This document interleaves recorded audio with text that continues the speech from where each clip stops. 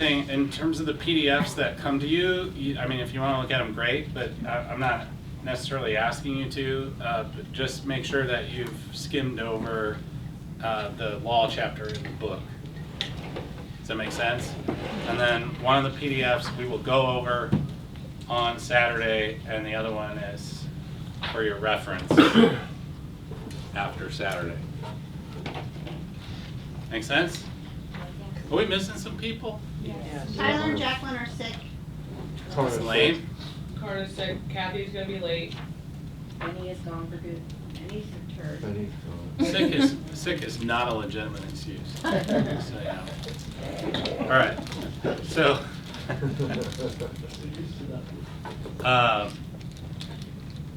all right. Let's do a little bit of Exodus 19. All right. And just to review, all right, this interpretive journey thing. Who remembers number 1 in the? Yeah, their town. What does that mean?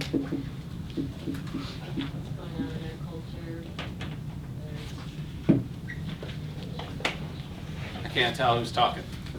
What's going on in their culture? Okay, what else? Political climate? Yeah, that's a bunch of different kinds of historical, cultural stuff that we could look at. What's the end goal of number 1 here? You're trying to understand the text the way they would have understood it. Does that make sense? What's number 2?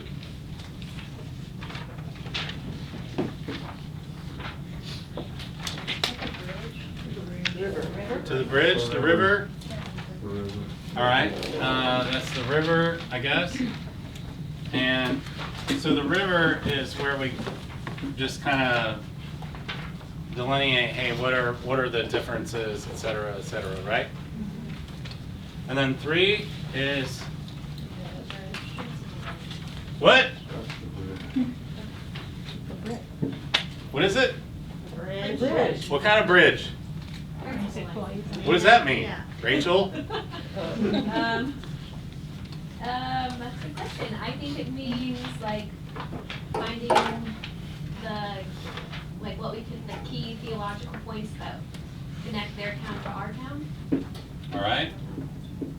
And then obviously number 4/5 depends on what edition of the book you're looking at. Our town. All right.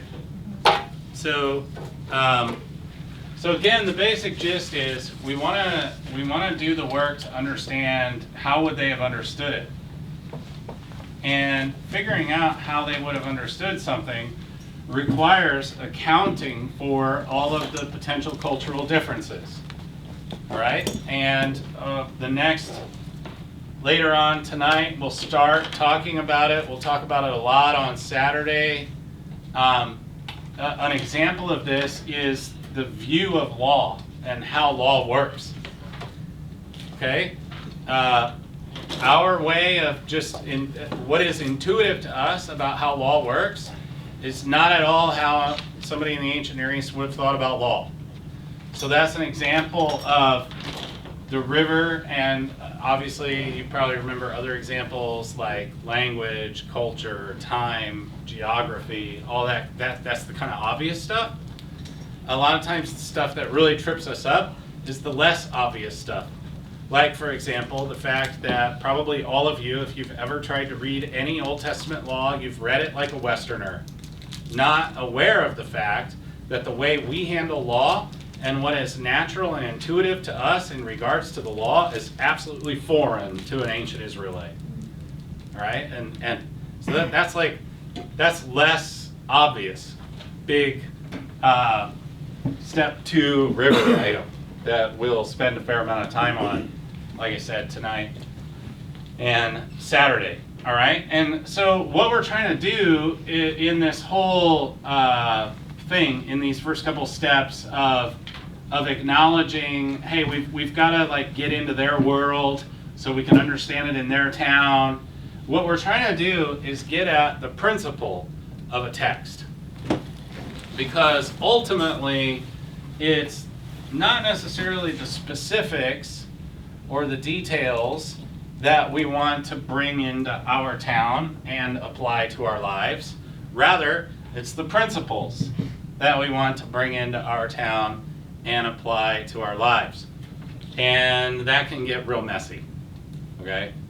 And the honest truth is, a lot of people just don't even want to bother with that. It's way easier, just give me some rules, and then I can just follow my rules, shut off my brain, follow my rules, and then I don't have to worry about it. That's way easier than, oh my gosh, I have to actually wrestle with the text and wrestle with what was God really trying to get at, and wrestle with what is God's heart really, and then wrestle with how do I apply that, God's heart, into my context, and what does that look like? And all of a sudden it gets real messy and you have to rely on the Lord. And we don't like that. So it's way easier to just have your rules, cut and dry, simple. But as we mature, we need to mature. So, so what we're at in this whole first couple steps is trying to get at what's the principle, so that we can bring the principle into our lives and apply it to our lives. And the application in our lives might not look at all like the application back in their town. We used the example of that whole not getting all dressed up. You know what I'm talking about? We looked at the verse about women not getting all fancy schmancy in their clothes and all that kind of stuff, right? Now, if you don't bother to take the time to figure out what's the principle, then what you do is you just apply the letter of the law, right? Letter of the law is don't wear fancy stuff, and so don't wear fancy stuff, period. And then, of course, you get into all of the debates about, well, what counts as fancy? You know, I mean, is a Packers sweatshirt fancy? Right now, No. Maybe compared to the Seahawks, it is. I don't know. Right? And this is where a lot of it's where a lot of the church wrestles, by the way. You know, how I don't know what good examples are because I travel too much, but it's also, what I mean is I lose touch with what this particular congregation wrestles with as opposed to, so I could use an example that might be really relevant at some other church that I've worked with, and it might not be relevant here. So that's what I meant by traveling too much. Thank you for the look of you need to explain that. I mean, like, for example,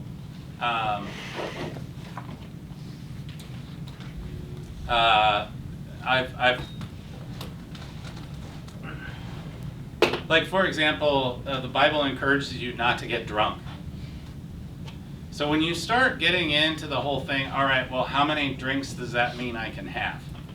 And then when you start trying to legislate the number of drinks, or when you do what's called putting a hedge around the law and you just say, well, don't drink at all, and then you won't have to worry about it. That's what I mean. These are the kinds of things that we end up getting into because we're busily trying to apply the letter of the law. Okay? And so one of the things that we investigated with our getting dressed up in fancy clothes example was in the first century world, getting a good marriage where you would be financially provided for was a big deal for women to ensure that they would be able to make a living. And the whole rat race of getting a good marriage could be very dehumanizing to women. And so what Paul is going after when he says, hey, we're not going to do all of this dress up stuff, is it has nothing to do with just looking decent or taking care of yourself. It has everything to do with saying we will not, as in the church, as God's people, participate in the dehumanizing of each other. And our culture has a practice that is very dehumanizing, and we will not participate, right? So now the principle becomes not participating in dehumanizing behavior. Now, when you start trying to apply that principle, it gets very complex. It gets very messy, right? And it's way easier to just say, look, here's our list of fancy brands. You can't wear those, right? And then you can just rest. You don't have to think. But that's not the way Scripture encourages you to operate. Scripture encourages you to wrestle it down to the principles and rely on God and His Spirit to help you understand how, in your context, to apply those principles. Okay? So, we need to understand it in their town so that we can get at a good principle so that we can apply the right principle. Does it make sense? Okay. And a lot of what we're going to be looking at with the law over the next few times is this thing. Is like, okay, how would they have understood it so that we can get to the right principle? And the reason this is such a big deal to me, or it's kind of become a pet topic to me, if you will, is because I think a profound amount of the misunderstandings that modern Christians have about God is because they don't understand the law. So I'm sure most of you ignore the law because it doesn't apply, right? That's the normal approach for Christians, is ignore it. But for most Christians, there's this lingering thing in the background about just weird stuff, just weird stuff. A lot of it'll come out, especially on Saturday. So I'm looking forward to it. But my point is that when we can develop the skill of understanding their town well enough to begin to see the principles that are present, especially in the law, we'll begin to understand God's heart in a new way. We'll see an angle into God's heart that we're not used to seeing. We'll see an angle into Jesus' ministry and what Jesus was about that we're not used to seeing. Okay, and it's profound, and that's why I am choosing to spend a fair amount of time on that. All right, but again, basic thing, we want to try and understand how would they have understood it so that we can get at a good principle, so that we can bring that principle into application in our lives. Make sense? All right. So let's take a look at Exodus 19. Let's set the stage just a little bit. Exodus 19 is in the book of Exodus, which the beginning of the book of Exodus is about the Exodus. Go figure. Actually, less than half the book of Exodus is about the Exodus, but we still call it Exodus for some reason. But when the book opens, the people are in slavery in Egypt. Okay? And so they cry out, hey, save us, right? And then God does so. That's the first 15 chapters of the book. Make sense? And then the people start journeying through the wilderness. Okay? If I draw a wildly crude map of the ancient Near East, here's the Mediterranean Sea, so Egypt is down here, right? Here's the Nile River. Here's what we call the Nile Delta, and the people were in slavery in this region. and they're traveling out of slavery and coming over here to Mount Sinai. And eventually, they're going to make their way. Here's the Dead Sea, the Jordan River, the Sea of Galilee, and Jerusalem's right here. So eventually, they're going to come up into this land. But for now, they're in slavery in Egypt in the beginning of Exodus. God delivers them miraculously, and they have to journey through the wilderness. And this segment that they journey through is like, it's true wilderness. It's true. It's barren. If there's not a well, you don't have water. It's just brown dirt everywhere. All right. And so it really is true wilderness. And so you manage to escape from slavery, and now you're wandering through the wilderness, and you have no supplies because you just fled slavery. And so Exodus 16, 17, 18, God is teaching the people about his ability to provide. So that's where you get the famous like water from the rock story, because God is showing them, hey, I can bring you water when there's no way. That's where you get the manna episode. I can bring you food. And so there's this really amazing picture of God taking the people out into a land where there is absolutely no way possible for them to provide food and water for themselves. God takes them into this situation where there's no way they can provide, so that he can teach them that he can provide. Okay? And eventually they get to Mount Sinai. And it's at Mount Sinai in Exodus chapter 19 where the nation of Israel is actually going to start to exist. Prior to this, it's Abraham in Genesis 12, and then his descendants, Abraham, Isaac, and Jacob, and so on. The descendants have multiplied, but there's technically no nation of Israel. And so God delivers all of these Hebrew slaves, descendants of Abraham, Isaac, and Jacob, out of slavery, teaches them his ability to provide, gets them to Mount Sinai, and this is chapter 19.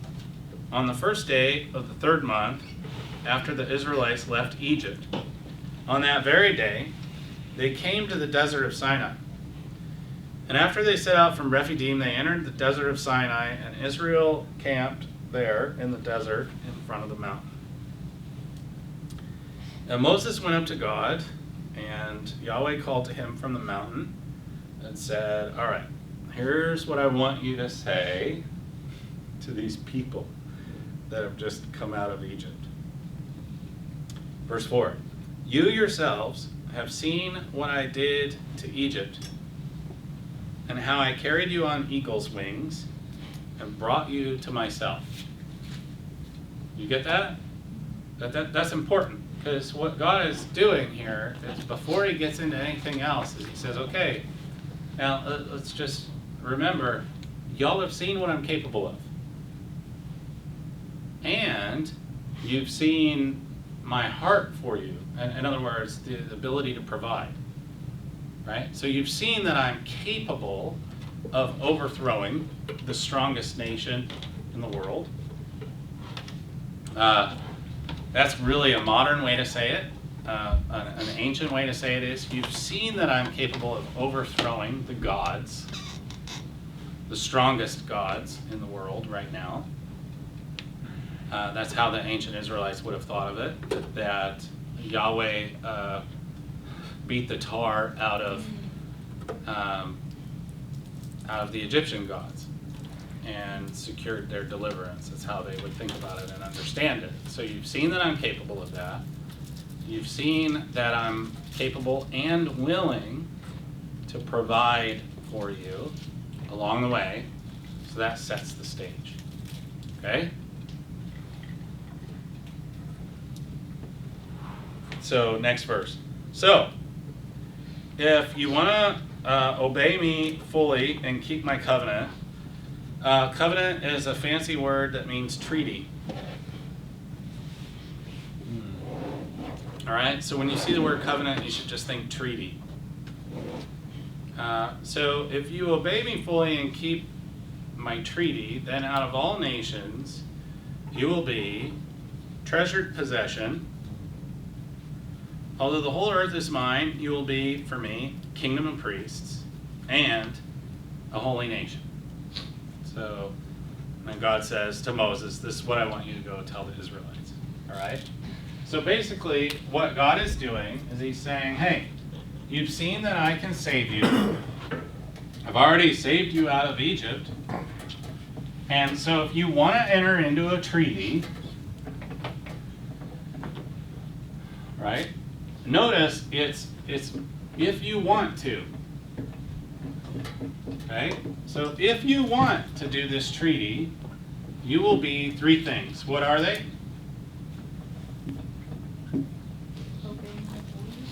That's the things that they'll be. All right. Treasured possession. Anyone have a different translation? What? Sorry. Does it actually say that? No. Who said that? Oh, you're just, all right. How many S's are in possession? I don't know. I'm just doing a bunch of S's. Four. All right. Good job. Second one? Kingdom of priests. All right.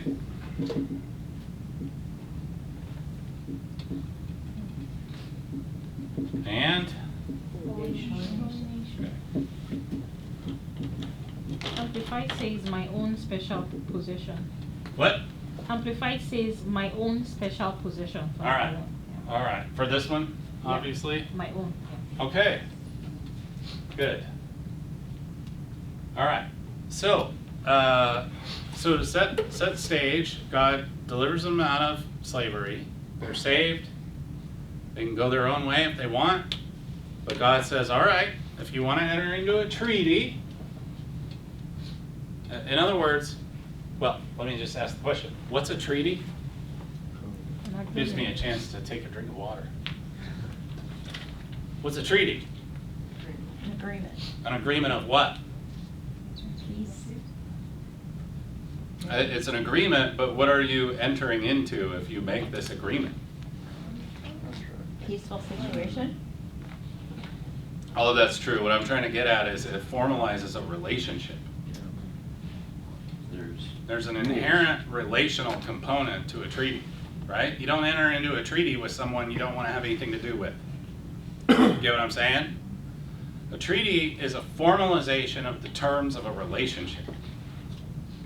Okay? I'm kind of making a thing out of that because God wanting to have a relationship with people, it's been from the beginning. Okay? So if you want to formalize a relationship, I'll be your God and you will be this stuff. All right, so we need to ask the question, what is he offering? Right? Okay, now the first one I'm just going to give to you because there's no way you can know.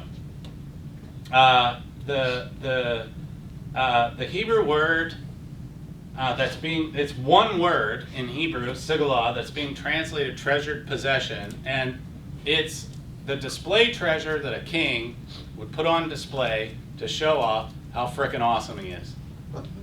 Okay, they had a word for that, and that's what this is. Make sense?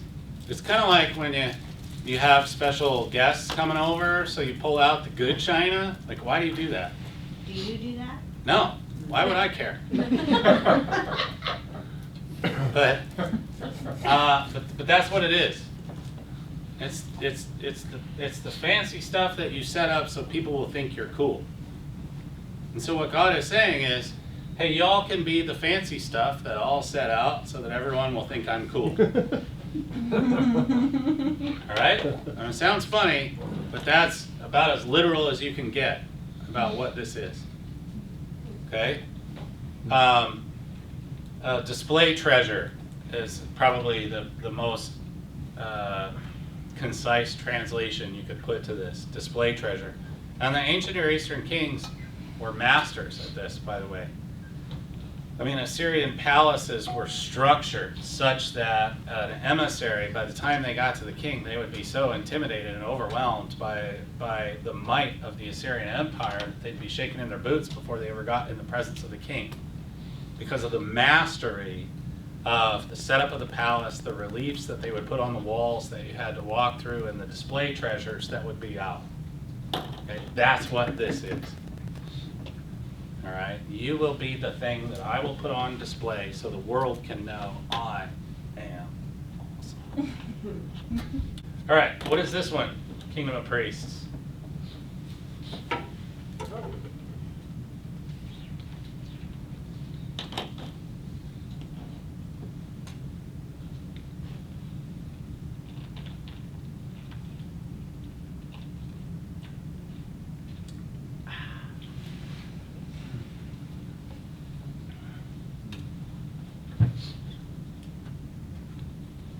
I'll take a stab. All right, courage. Good job, Melissa.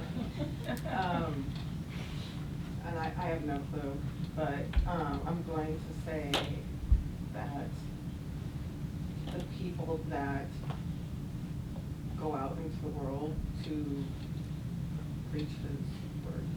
Okay, it's a good stab. Where'd you get that idea? Just kind of understanding what the word priest means. Okay. Other ideas? Think of ministering to him. What's that? Ministering to him, ministering to God. Okay, good. What does ministering to God mean? In their town, killing of animals, sacrificing things. going- Oh, yeah, you're thinking of priestly duties like in Yeah. Leviticus. In their town, yeah. Nice. All right. Other ideas? Yes. Like ambassador. Okay. All right. Good. It's good. Special calling. Oh, special calling. All right. Direct Special connection. calling to what? Well, not everybody could be priests, you had to have the.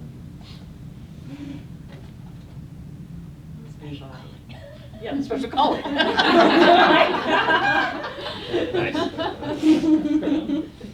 Keep the order. All right. So, so here's a couple comments I would make on this. First off, cut yourself some slack because scholars argue about what the analogy is supposed to mean. So, there's some leeway on this one. But one thing that I do want to say is, like, for example, none of you said, hear the confessions of others and offer forgiveness. Why? How come none of you said that? Is that what a priest does? Because half of us are running away from the Catholic. Good. Trauma, bring up trauma. Good. Good. And good. I'm glad you said that, because here's my point. Some of you might have that image of what a priest does. The question is that what ancient priests did? Because remember, we're trying to understand it in their town. So we might have an impression that a priest is doing whatever, but all the stuff that was named, right? But at some point we have to say, what did priests do in the ancient Near East? Yes. Weren't they the ones who would like? You lost your name tag. I no longer know your Noah. Oh, you put it up I there. put it right there. Okay. Because it kept falling off. All right, fair enough. Weren't they the ones who would like basically consecrate the holy ground for God to exist and allow him to be in the midst of his people? Like they would basically make it able for God to dwell amongst his people. That's such a interesting question. I don't know how to answer that because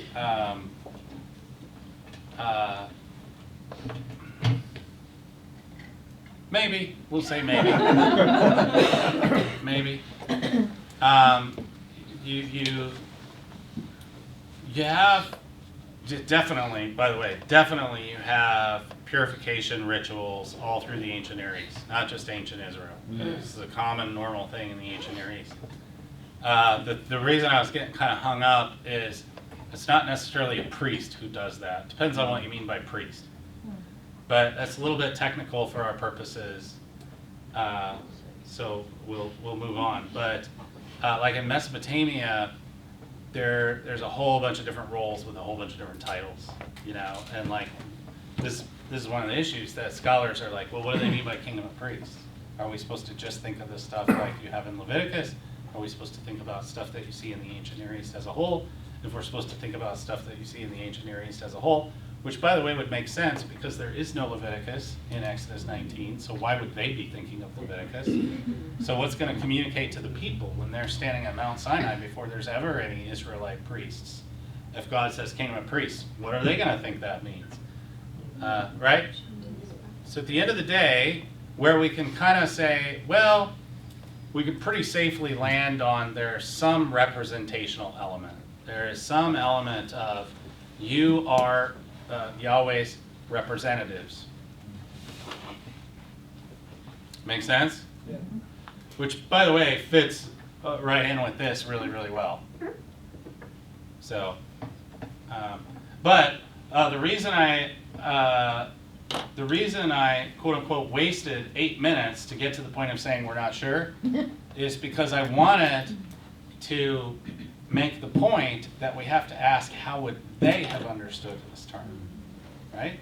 Because it's their town, All right, so the display treasure that you put out to declare to the world how cool you are, the ones that are going to represent Yahweh to the world, and then what is this? That's the people. Yeah? I mean, nation not in terms of land, but as far as the mass. Okay, and what does this mean? Set apart. Okay. Set apart in what way? I'd love to have Different. more. No. No. Okay. You're on the right track. For his good works. Awesome. What makes them set apart? I'm sorry, I heard you, but I didn't hear you. I said for his good works, for his purpose. Okay, that's maybe what I want them to do in the future. What does set apart mean? Different. What? Different Yeah, it from means others. different. Okay. What makes them set apart is what I'm trying to get at. They're in the desert. No. Because he delivered them. It's a good guess. Is it the relationship? You're on the right track. What? The relationship. There you go. Set apart. What does that mean? Set apart to him. He's saying, you can be my people. Okay? Are you with me?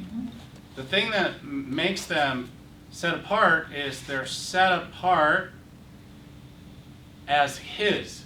Set apart for him. He's saying, you can be my people. Does that make sense? All right. It's kind of like, okay, it's silly, but like Toy Story, how Woody has Andy written on his foot. Yeah. He's identified as Andy's. Yes. And by the way, that becomes part of his identity. And that's what I'm trying to get at. Good analogy. These are identity I statements. get one of those every year. Once a Yeah, year. Made for Pixar. Celebrate. Hey, you got this one on camera. For one night, you can break the no drinking rule so that you can celebrate. I'll take it. Nobody touched Tyler. Hey, you guys didn't see when the Andersons came over for Christmas. That was like this band didn't exist. Oh, geez, stop. And I did not break the law. All right. So it's actually a really good thing that you point out, Kathy, because what we're trying to get at here is these become identity statements. Does that make sense? Now he's saying, look, like if you want to enter into this identity, there's going to be responsibilities that go along with that identity, right? That's the if you obey me part. Okay, so what he's saying, this can get confusing, especially in the translations. It's easy to look at it and say, all right, now if you obey me fully for some unspecified length of time, then you get to be this. It's not what it's saying.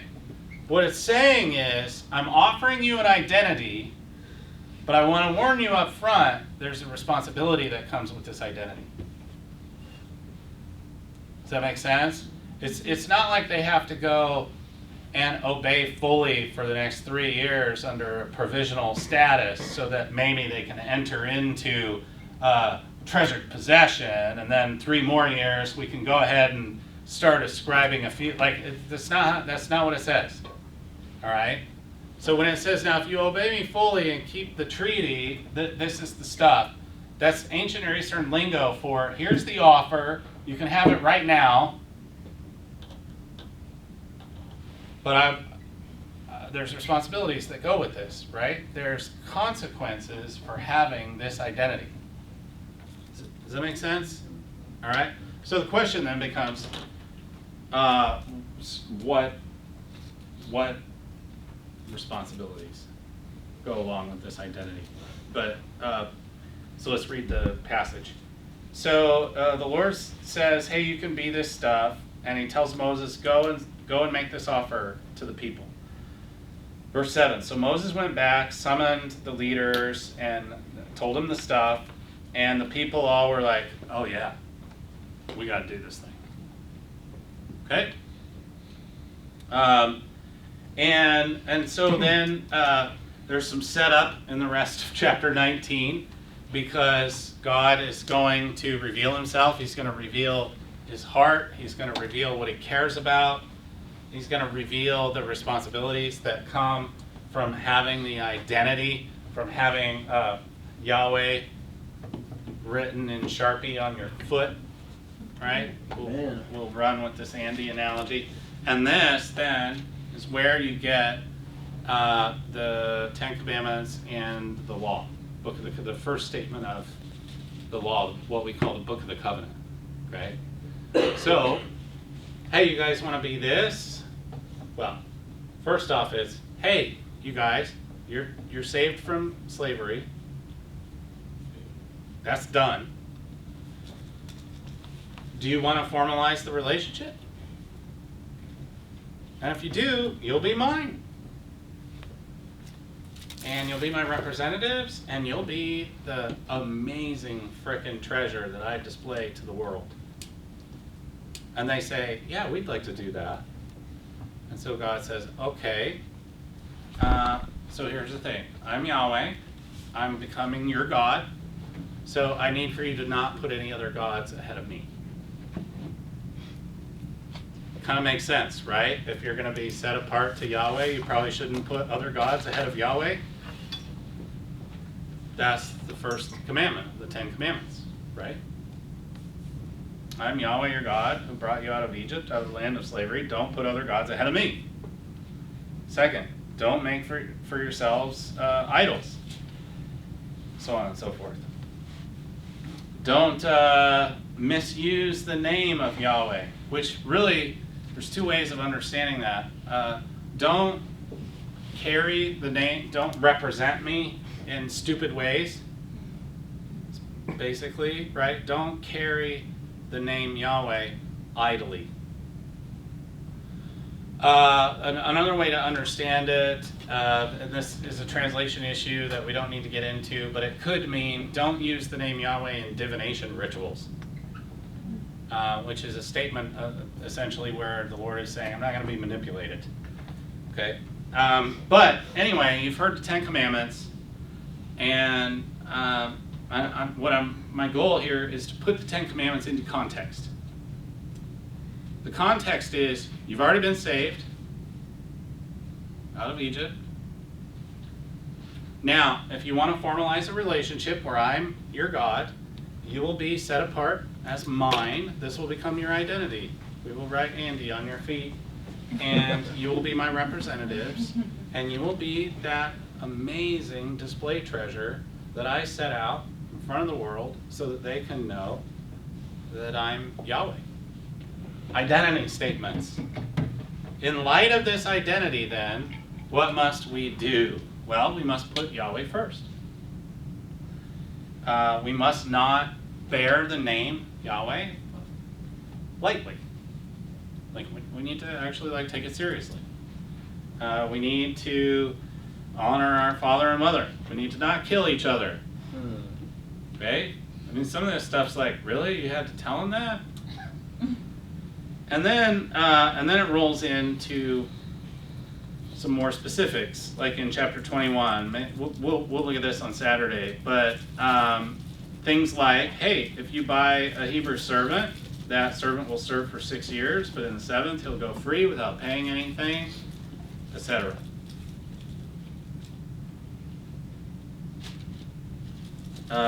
Things like, ox laws, which are pretty cool, by the way.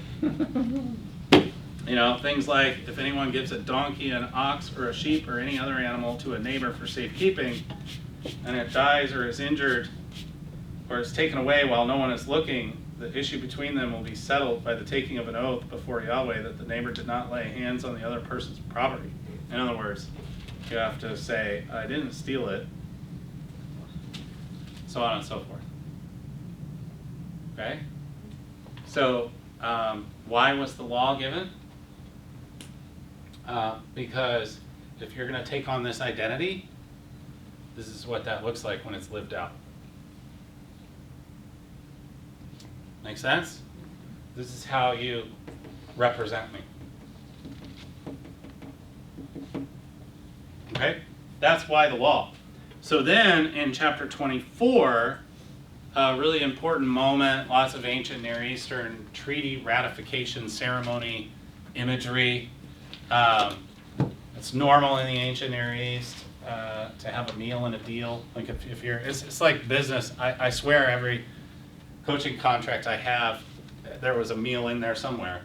But it's like modern business in a lot of ways. A lot of deals are made over food or on the golf course. In the ancient Near East, if you were going to ratify a treaty, you'd have a meal with that. And so in Exodus 24, Yahweh invites the representatives up and has a meal with them, and they ratify the treaty. Make sense? And then it's pretty much a disaster from there. But my point is, this is what Yahweh offered them in terms of what they could be, right? And then things that they could do, that was where the Ten Commandments and the Book of the Covenant. And they were to do these things as a result of their identity, not the other way around. Does it make sense? Mm-hmm. What they did flowed from their identity, not the other way around. All right? Are you with me? Okay. That sequence of Exodus 19 to 24 is utterly pivotal to having even a basic understanding of the Old Testament. So I encourage you to, to realize that, I guess. All right, I want to look at another passage. How are we doing? Do I need to pause? Do y'all have to use the restroom yet, or one more passage? 30 minutes? I'm okay. All right. So let's take a look at Deuteronomy 6 real quick. All right. Now, again, let's get some context, some of the story. Where are we at in the story? Okay. So Genesis, God creates. Everything goes bad. God calls Abe, and because he's going to begin his redemptive plan, and basically says, "Hey, Abe, go to the land I'll show you. I'll be your God. You'll be my people." And then on they go. And you see God patiently working through just the mess in Genesis. And then in the end of Genesis, the people have ended up down in Egypt. And as time goes on, beginning of Exodus, Pharaoh comes on the throne and doesn't care about who Joseph was and enslaves the people. And so the people are in slavery for a long time.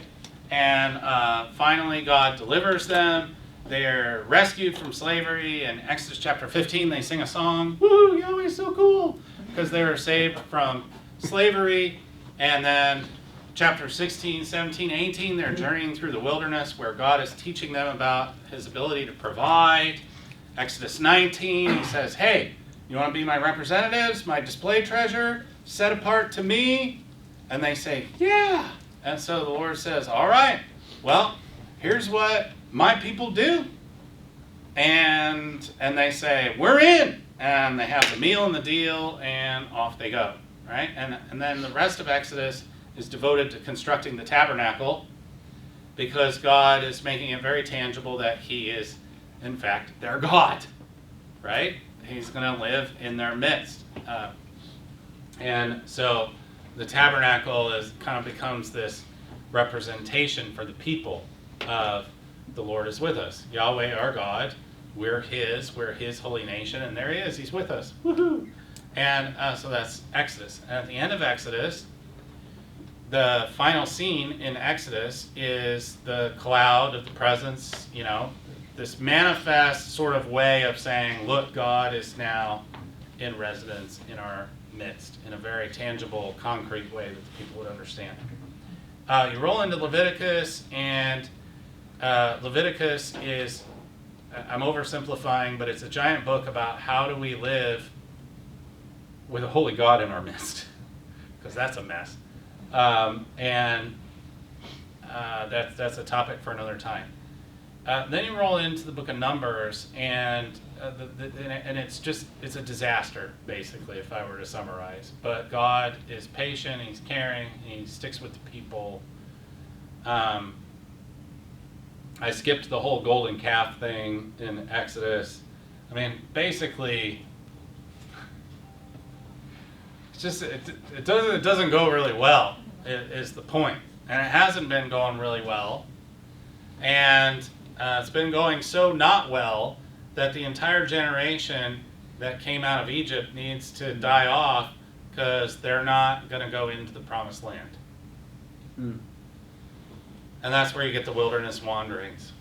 But you still see God's grace through all of that. He doesn't just slaughter them. He still provides for them. He still cares for them. It's just, hey, look, we made this treaty and you rejected it, so I can't take you into the land as my representatives because you decided that you didn't want to do it.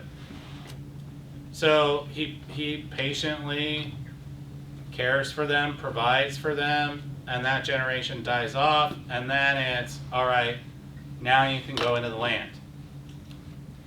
And so Deuteronomy is basically pep talks from Moses to the people right before they go into the land. All right?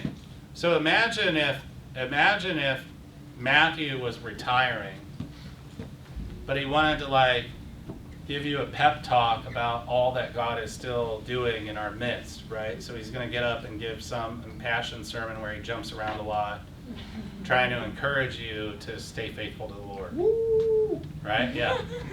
That's Deuteronomy. Okay? 3 of those from Moses. 3 sermons. So we're in the middle of that when we're in Deuteronomy 6. All right. Deuteronomy 6. These are the commands which he says this over and over and over again, by the way. These are the commands and the decrees and the statutes Yahweh your God directed me to teach you to observe in the land that you are crossing the Jordan to possess, so that you, your children, and their children after them may fear the Lord your God as long as you live, by keeping all his decrees and commands that I give you. Why? So you can have life. You see that? And he used the word enjoy. Yeah. Going back to our. Oh, gee, I wonder. Into that whole discussion Yeah, again. I wonder why I picked these passages. Interesting. All right. So that you can enjoy life. So you can have a life you love for a long time. So listen up, Israel, and be careful to obey, so that it may go well with you, and that you may increase greatly in a land flowing with milk and honey, which is like a stock Egyptian phrase for a really nice place. Just as Yahweh, the God of your ancestors, promised you. So listen up. Yahweh our God, Yahweh is one. Love him, love Yahweh, your God, with all your heart, with all your soul, and with all your strength. And these commandments that I give you today are to be on your hearts. Impress them on your children. Talk about them when you sit at home and when you walk along the road, when you lie down and when you get up. Tie them as symbols on your hands and bind them on your foreheads. Write them on the door frames of your houses and on your gates. But basically he's saying, look, I'm going to give you some statutes and some principles that the Lord has given me. I want y'all to take them seriously, right?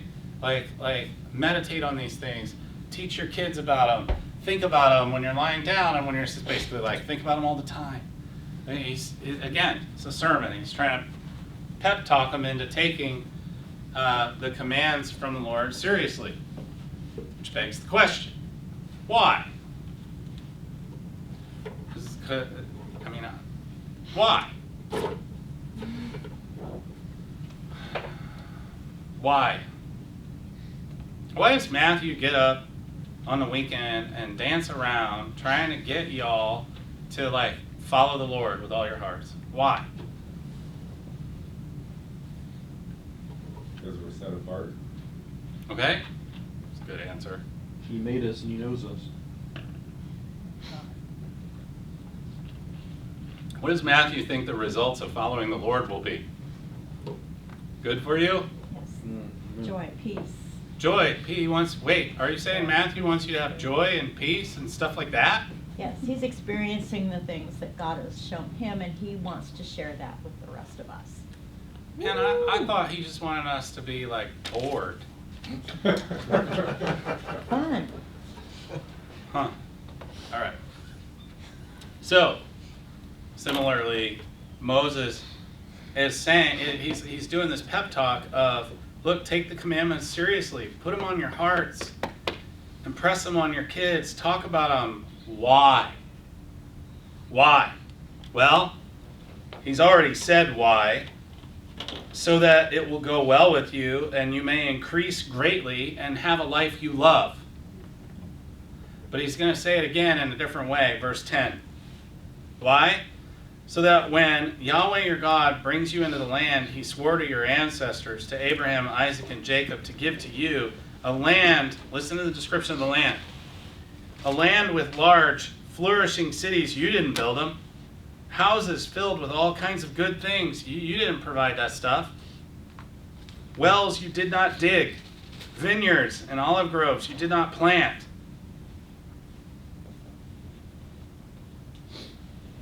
Sounds like a life I would love. Not for the people who did it, What? though. Not for the people that did it, though. I'm not going to go there. No, there's a passage in Genesis 15 that you have to account for, because you're right. But why didn't they get it? Why didn't they get to keep their stuff? Why doesn't this say, hey, Amorites, who are living in the land, who built these large flourishing cities, enjoy them. I want you to have a life you love. Why doesn't it say that? They weren't Who are they? Genesis 15. I encourage you to read Genesis 15 sometime. So when you start enjoying all this stuff, in other words, when you start living a life you love, then be careful that you don't forget Yahweh, who brought you out of Egypt, out of the land of slavery.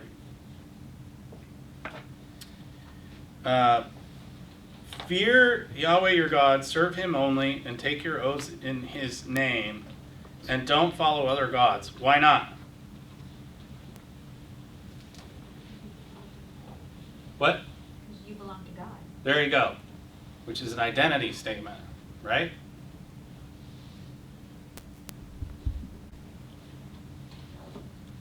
Here's what I'm trying to get at.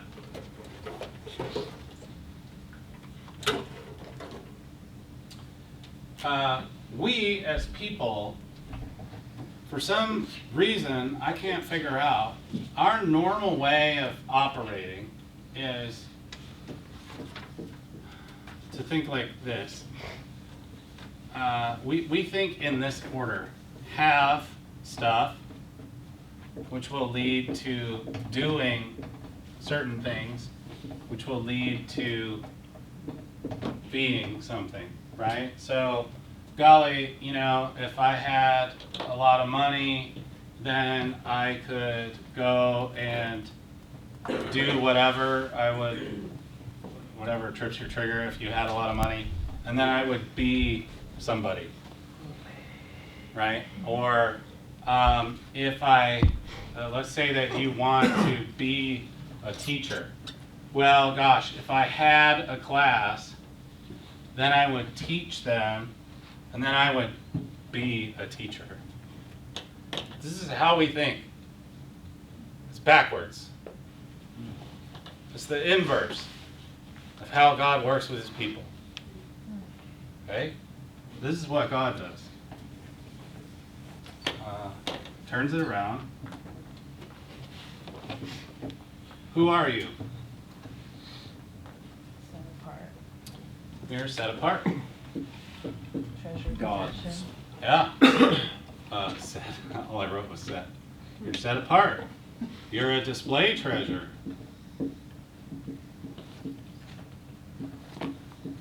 You're mine, Yahweh says, right? You're Yahweh's. Or, in a New Testament context, you are in Christ. You belong to him. Okay? You're a kingdom of priests. So on and so forth. He hammers identity. Matthew showed up just in time. You are a son. I'll throw in daughter because we're 21st century Americans. The Bible will emphasize son, not because it's trying to be gender exclusive, but because it's trying to express inheritance issues. So it'll talk about sons because it's playing to the culture. And the inheritors in the culture are the sons. And the daughters go and take part in the inheritance of the family they marry into. But when the Bible talks about being sons of God, it's often emphasizing this: you are an inheritor by right. By right, you're an inheritor of the good things of God. Why? Because of what you do? No, because of who you are. So, in light of who you are, then let's do things like, well, geez, if I'm set apart to the Lord, maybe I should put him first. That makes sense. If I am the Lord's, and the Lord loves caring for the vulnerable, then, gosh, I guess I should care for the vulnerable, which will be the topic as we work through the law, etc. You get what I'm saying? And what other things reflect who God is, right? If I'm going to be God's, if I'm set apart, if I'm displaying him and who he is, if I'm his representatives, right, the kingdom of priests thing, if I'm repping him, then I should probably love others.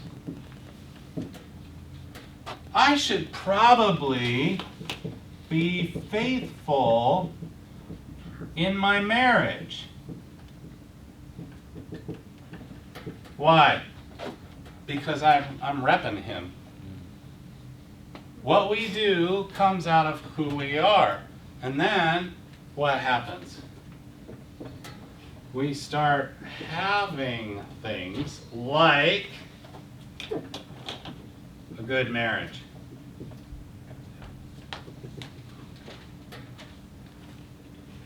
We start having things like love, joy, peace, patience, etc., etc., etc. Okay? This, by the way, this is how life works. All right? This isn't just a Bible thing. This is how life works. Okay? Any study that you can write, just set everything biblical off to the side for a moment. Any study that you can find that has ever been done on effective people, successful people, however you define it, they're going to talk about this. They started here. And they started affirming, I am something. I am a great athlete. They started affirming it. They started visualizing what it looks like to be the best swimmer in the world. And they made it a habit to dwell in their identity. And then they started doing things in light of the identity that they somehow convinced themselves of. And eventually, you win 12 gold medals. Okay? Anything, any study that is done, this is how they talk about, like, the people that we look at and are like, oh my gosh, how are they so successful? It's because they knew to go in this order. And this is the order that God goes in. When I retired from the seminary, and it's like, what am I doing now? And the prompting of the Spirit, as best I understood it, was be open to coaching. What did that mean? That mean I had to start saying, I am a highly successful coach. Guess how many clients I had when I started saying I'm a successful coach? Big fat nil.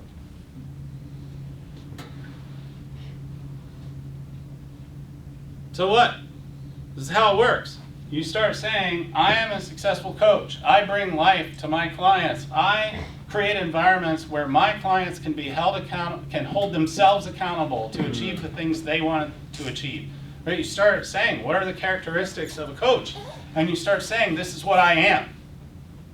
Therefore, in my interactions, I will act in a certain way. And guess what? You start drawing clients. And it is asinine and defies the created order that we think, oh, I've got to go have clients, then I can start coaching, and then I'll be able to call myself a coach. Okay?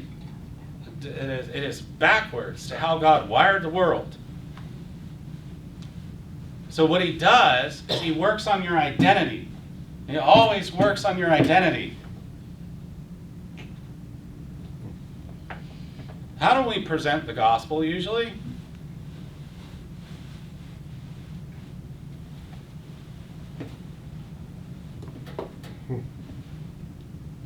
We dwell over here.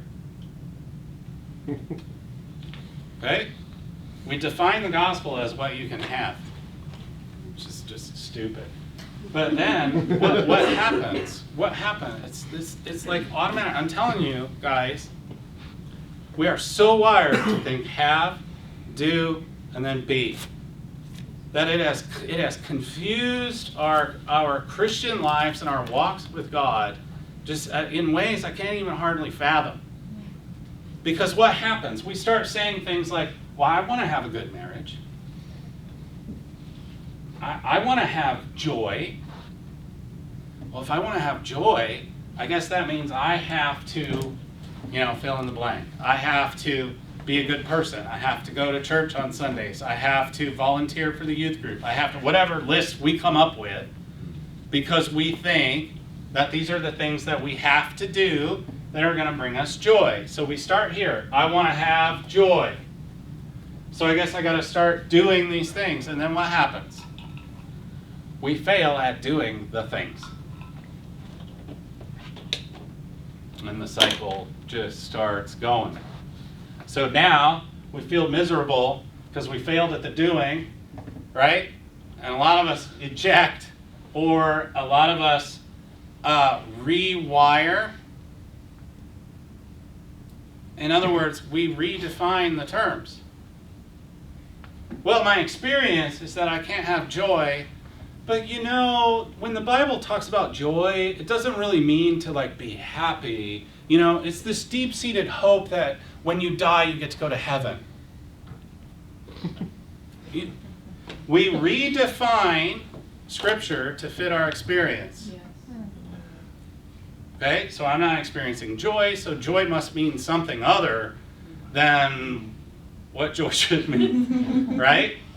Or peace, or whatever. You get what I'm saying? So I want to have a good marriage. I need to be faithful in my marriage and not view porn and et cetera, and then you just get so focused on doing the right things, and then you fail, and then you feel horrible, and then you have to be pep talked back into having the right thing, and you're just doing this vicious cycle over and over and over and over again. Why? Because you're starting here. And your whole mindset is, I want to have joy, and when I have joy, then I'll put Yahweh first, and then I'll be a good Christian, a good representative of God, a good whatever. It's ass backwards, people. It is so backwards. And it is not how God addresses people. So when I walk in and I say, hey, what do you think of this? I'm a child of God, and I deserve to live a life I love.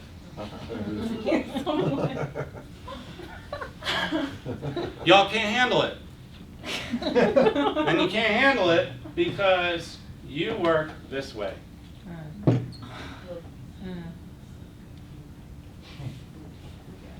You work this way.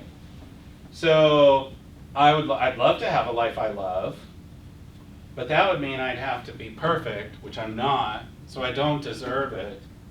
And you're just you can't even get to here. But that's not what I said. What I said was, I am a child of God. I mean, I slept in a week because I've been working backwards. I am a child of God. Amen. When you start over here, what you deserve is the direct result of what you've done.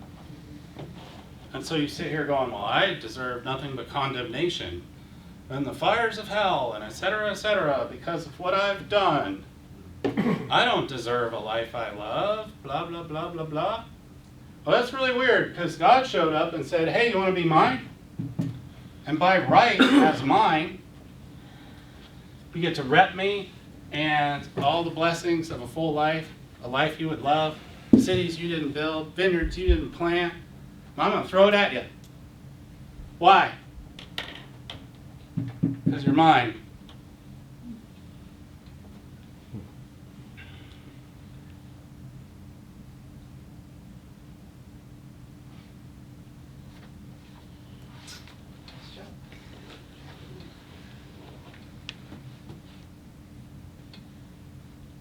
We need to remind each other of that. I think so. Can I share a story? I would love it. So, my mom was always saying things like, oh, I just need to do this better, I just need to do that better. And one day I realized, well, now I know, she was sitting over there. So then I started telling her, you're a child of God. And her whole countenance would change. And now you're really, you're bringing it to clarity that, I mean, she didn't really stay there because she would still keep, Sure. she was old, kept going back, but I would tell her again, you are a child of God. You don't have to do anything to be that. Yep. I just think it's really amazing that he could open Exodus and the first message that I'm hearing is identity. Like we read the book yesterday, Ephesians, 1 Corinthians, and it was still identity. And like identity in the Old Testament, interesting. Like it's really mind blowing how God had this thing right from the Old Testament even to the New Testament. I never saw the Old Testament from this view. Like my eyes are just been open to saying this. Like identity was still a big thing or a big deal for God back then. So, yeah. It's amazing too how much of Acts, I just started reading Acts the last couple days, and I'm just seeing, like, it's mirroring, like, as they build the church, they're mirroring the same things that God was building in his people in the very beginning.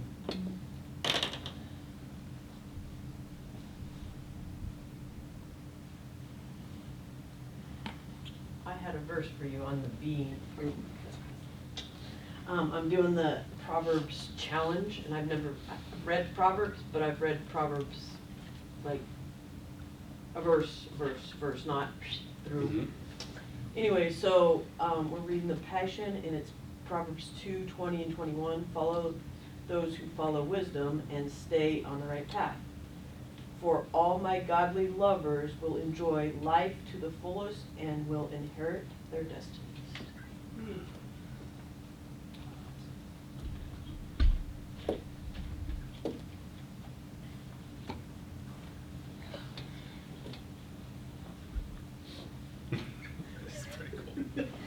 That is pretty cool. We get hung up because we think what we deserve comes from what we do. And God shows up and says what you deserve comes from who you are. And you are mine. And I want you to have life to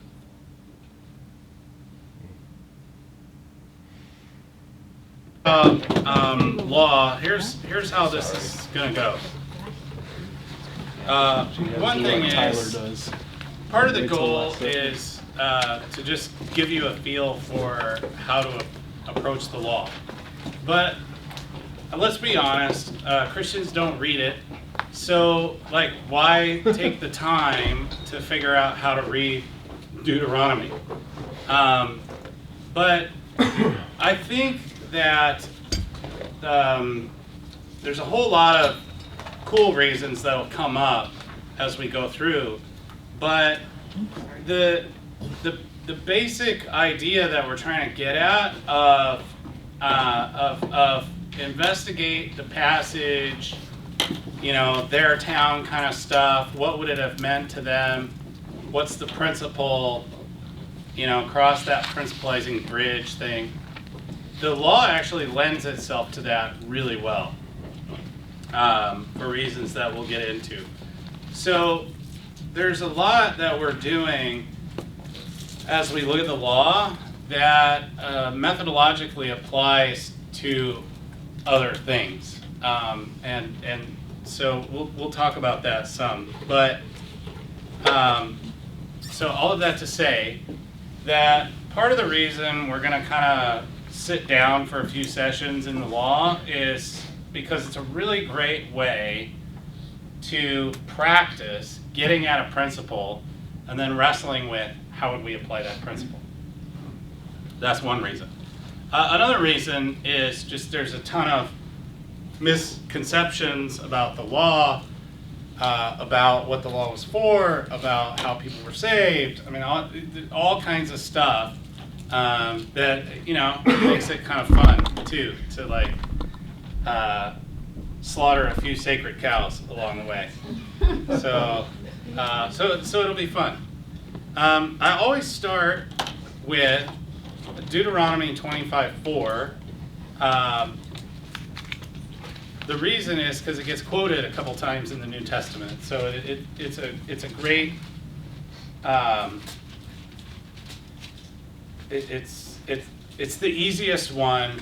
I start with it because it's the easiest. All right. So here's the deal: Deuteronomy 25:4. Don't muzzle an ox while it's treading out the grain. There's the law. All right. There's the verse. You can hear that that's a law, right? You get what I'm saying? Like it's a command. Don't muzzle the ox while it's treading out the grain. Okay? Now, if we're purely thinking in terms of the letter of the law, if you don't have an ox and you never use an ox to tread grain, like you're off the hook. Way to go, right? You you can claim righteousness as it pertains to Deuteronomy 25, verse 4. Okay? But if instead we're supposed to try and work towards some sort of a principle, what would that principle be? All right? So that's what we're going to try and wrestle with a little bit. Does that make sense? All right. So the first thing you have to do is we just need to make sure that we understand the terms. Okay? So, I mean, in other words, like, I still struggle with an ox versus a cow. Like, they're all kind of the same to me, you know, but in general, we know what an ox is, right? Ginormous bovine animal. I don't even know if I should call it a bovine. Anyone grow up on the farm? What? Pretty sure it has a split hoof. Oh, all right. So you said that with such confidence. I know to not Don't look at take me. too seriously what you say. So, all right. So you know what an ox is. Do you know what treading out the grain is? Who can tell me what treading out the grain means? Just for clarification, they never like washed the ox's feet, correct? I neither know nor care. Well, I mean, I do kind of care. Because honestly, what always goes through my mind is, what if they start pooping while they're doing it? But apparently, they have ways of dealing with it. But I can't answer the question, so I will direct you back to Deuteronomy 25. Who can explain what treading out the grain is? Rachel. I'm not entirely sure, but what I think is they would throw all like the stalks of wheat and everything, and then they'd walk on them so the kernels would fall out, so that it's easier to thresh and throw away the stalks that they don't want. Thresh is a big word. What does that mean? Take a pitchfork and throw it up in the air. Yeah. And why do you do that? So that way you get rid of the stalks that you can't eat or use to make flour. Why would that be getting rid of the stalks? To take a pitchfork and throw them up in the air? Because if you walk on, gosh. Because the seeds fall out. All right. The heavy stuff sinks and the Yeah. Right, light that's what I stuff. was thinking, Goes 'cause away. the kernels are a little heavier and then they'll wiggle their ways down to the floor, Yes. so. Right. So the Did I get it right? Yes. so the treading the grain part is before the chucking stuff up in the air part, right? But you're right in terms of the process. Okay, so imagine you've grown some wheat or some barley, and you're harvesting the barley, right? And it's giant stalks of grass, right, with kernels at the top. Can you picture? I should have brought pictures. Can you picture what barley looks like? Okay. I don't mean after it's in your beer. I mean just barley, and so it's a stalk, right? It looks like hay with kernels on it. So when they harvest, they cut at the bottom, and so you have a stalk with the kernels. They gather all that stuff in the sheaves, right? If you've heard the word sheaves in the Bible, that's the only time I've ever heard it. And then they'll they'll throw them down in an area. You can you can YouTube this. You know, if you want to see it in action, there's YouTube videos of like 4 cows or oxen or whatever they're using that'll just be lined up, and they'll just kind of guide them to they'll just walk in circles. That's treading out the grain. And so the grain, because it's heavy, you're removing the grain from the stalk. The grain's the part you use. It's the part that you make bread and beer with, and the rest you throw away. The threshing part that you allude to, Rachel, is the imagery that's in Psalm 1. if any of you are familiar with Psalm 1 when it says, righteous people are really awesome, but then not so the wicked. They're like chaff that the wind blows away. So what you were talking about when you're threshing it and you take the pitchfork and you start chucking it up in the air, there needs to be a breeze. Otherwise, it's less effective. But you chuck it up in the air, and the chaff, the stalk, the light stuff just floats away on the breeze. The kernels are heavy, fall back to the ground. But the treading the grain part is before the chucking it up into the air part. Make sense? All right. So treading the grain is having your ox, in this case your ox, walk on the stalks to separate the grains from the stalks. Are we good? All right. Remind me next time I have to teach this to just show a 2-minute video. It'd be way easier. Would have been way easier. Oh well. Sometimes you learn by doing. So, okay. So, why would you not muzzle your ox while it's treading out the grain? Or why would you muzzle the ox? Whichever one you want to go after. Because maybe it would eat the stalk. Okay? So you would muzzle the ox to prevent it from eating your harvest. Yes? Probably too, so that it's not like drooling on stuff.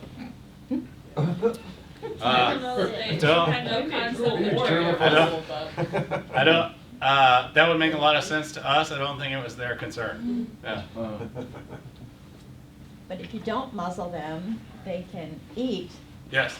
and they will have strength to keep walking, Oh, keep going. okay. True. And they're kind of getting But that's our money, it's profit. paid for their work. Yeah, if Hello? they eat the stalk though, then that's helping them separate. So, Susie's on the right track. What did you just say there? They get paid for their work. Right. In the spirit of childhood television shows, I'm getting like this image like whistling while you work. Like enjoy, why take the enjoyment away when there is, a benefit from it, the work that's being done. So what if you're gonna whistle? So what if they're gonna eat, they're doing you a job? They're doing something that you're gonna benefit from, so. Brilliant. Let them do it. Okay. Now, spot on. All right? So now the difficult work that we have to do is take what you just said and boil that down to a principle. God cares about animals.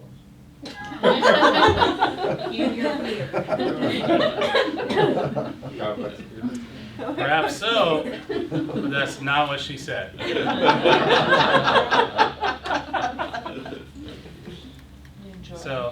Enjoy the process.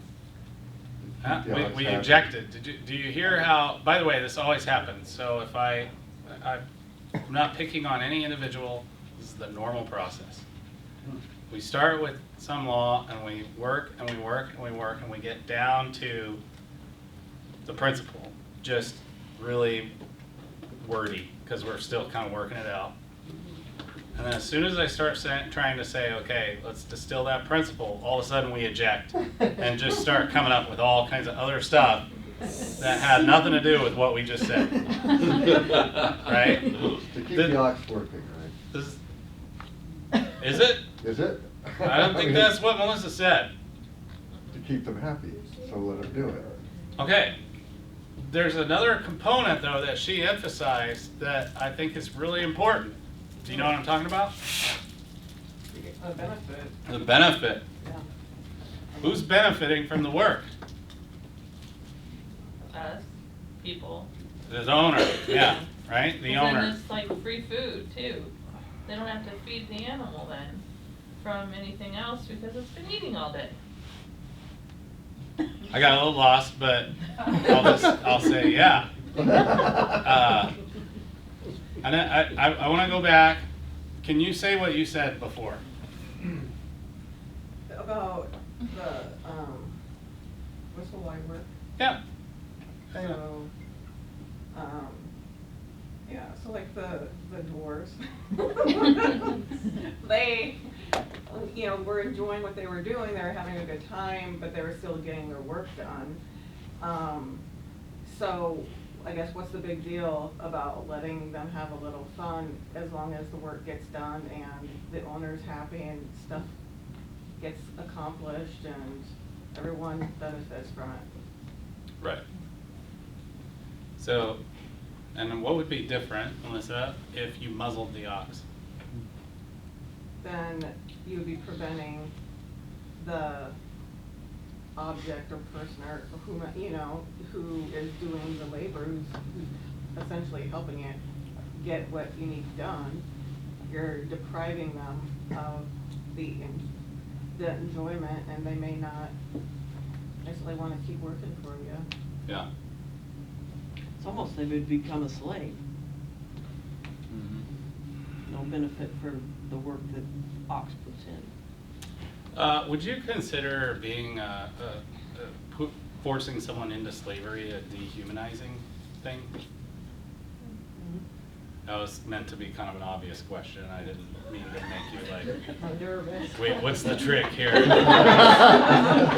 Yes, obviously. And enslaving someone makes them vulnerable, right? Everywhere, Torah hates dehumanization and creating vulnerability. Okay, so you're right. So, okay, we have a laborer. We already have a tendency to think of laborers as less valuable, as less than. Yeah. So you're already dealing with something that is potentially in a vulnerable situation.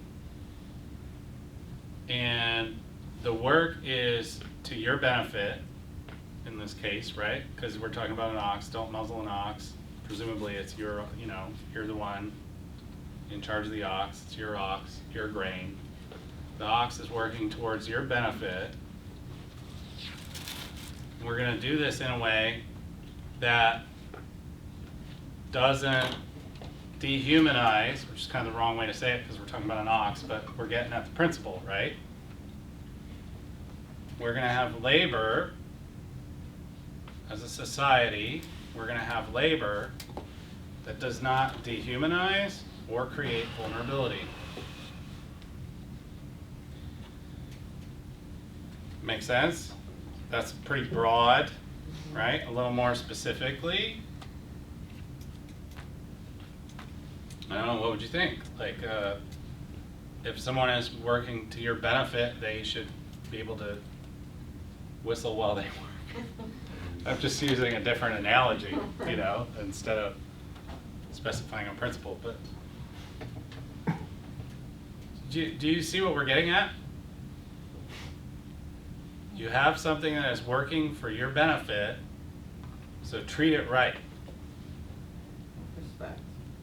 With respect, allow the, you know, I don't know, is it allow the one who's working for you to just be provided for? Is it allow the one who's working for you to have some enjoyment while they work? I mean, what exactly are we pressing on? I'm not quite sure. Okay? But we can at least agree on we're avoiding treating those who are working to our benefit as slave labor. Yeah. Make sense?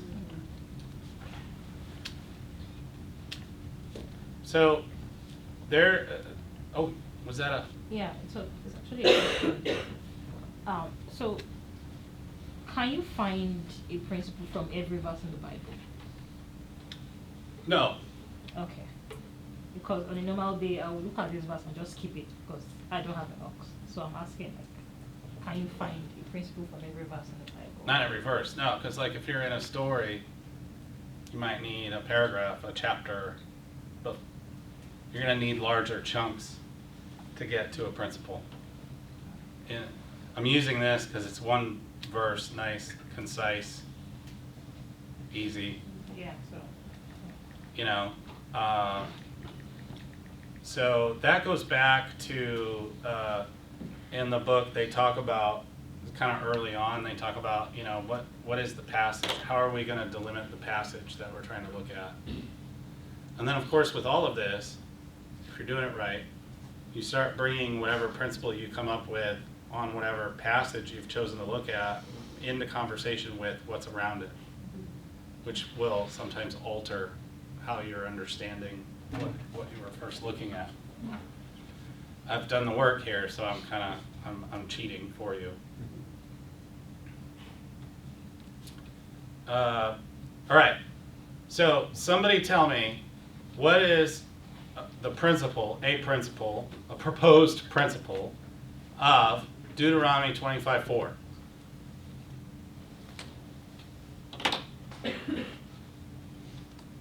Don't dehumanize your laborers, treat them right. All right. Are we good? What do you think?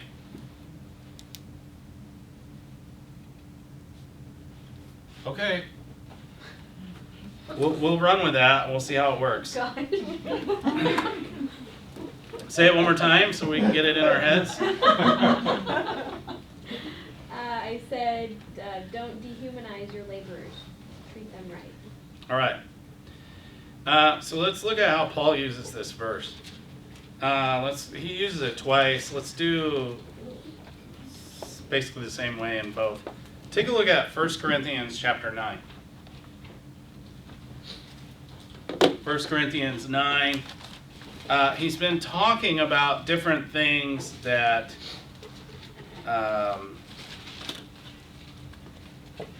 really he's been talking about food sacrificed to idols and how it bothers some people, but I don't want to get into that discussion. But he's been talking about having the right to eat, basically. And then he rolls into chapter 9. Am I not free? Am I not an apostle? Have I not seen Jesus our Lord? Are you not the result of my work in the Lord?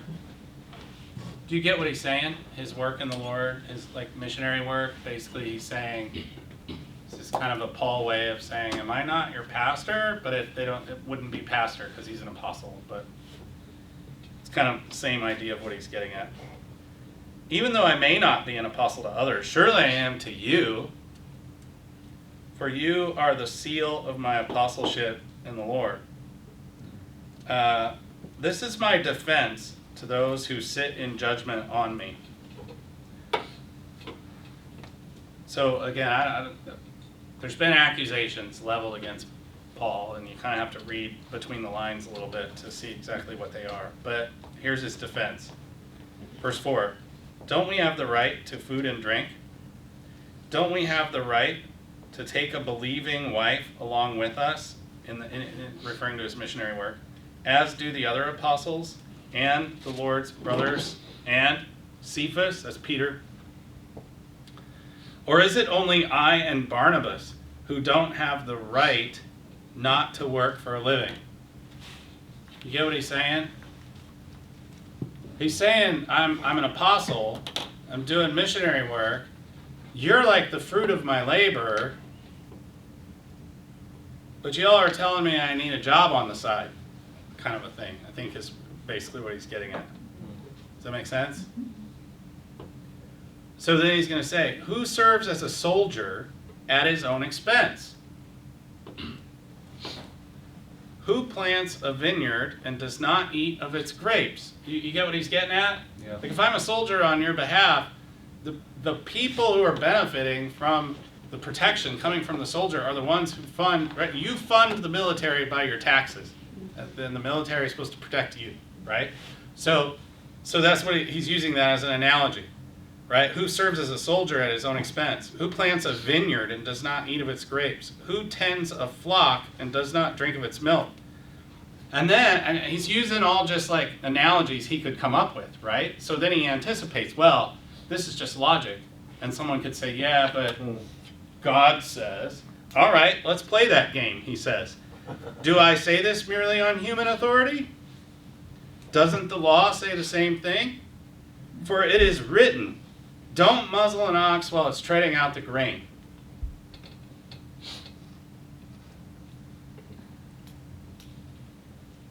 Do you see what he did? We go back to our thing, right?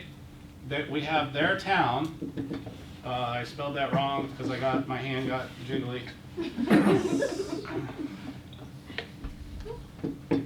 We have their town, and he's doing the work to understand the differences from, his culture, the rivers stuff. He's doing that. He's saying, what did it mean for them? And then he's taking that principle, right? And he's crossing over into his town.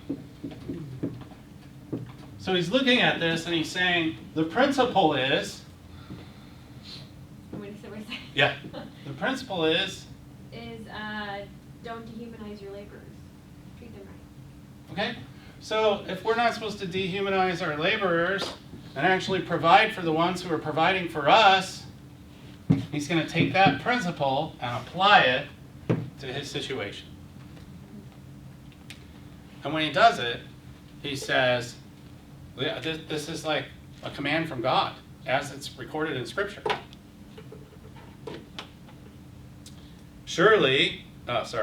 Is it about oxen that God is concerned? Surely he says this for us, doesn't he? Yes, this was written for us, because when farmers plow and thresh, they should be able to do so in the hope of sharing in the harvest. If we have sown spiritual seed among you, is it too much if we reap a material harvest from you? If others have this right of support from you, shouldn't we have it all the more? Like he's getting at, look, if I am laboring on your behalf as a apostle, pastor, whatever you want to call it, missionary, don't what? Dehumanize. Yeah. Treat me right. Don't dehumanize me by treating me like a slave. Don't show up and expect me to do all this work and then say, well, you need to do it for free and go get a job on the side because we want to know you have good intentions. We want to know you're doing it for the right reasons, right? Or whatever spiritual sounding excuse you can come up with to not pay the people who work on your behalf. You get what he did? Mm-hmm. Right? 1 Timothy is the same thing. 1 Timothy chapter 5. That also goes back to have, be, do. Yeah, of Or course. have, do, be. Yeah. Of course. All right. 1 Timothy 5. I'll start in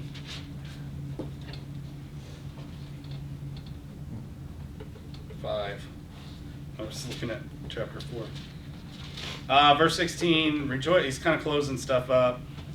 Is this the right spot?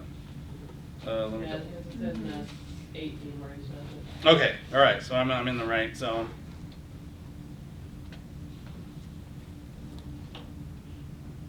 Where is it? Who sees it? Oh, 18. just so you know, Thessalonians is not the same as Timothy. Oh, So, give me 1 second. Let's have a 1T. I was like, what is going on? None of this is working. All right, the leaders, verse 17, the leaders who direct the affairs of the church well are worthy of double honor. By the way, honor is a first century word for money. Okay? It doesn't mean, hey, let me be nice to you. It means, show me the money. The leaders who direct the affairs of the church well are worthy of double honor, especially those whose work is preaching and teaching. Why? Because it's biblical. Because Scripture says, don't muzzle an ox while it's treading out the grain. And the worker deserves his wages. And the worker deserves his wages. So how does he get off quoting that? Isn't it just like completely ripping scripture out of context and just using it to say whatever he wants it to say? Like, how does he get away with this?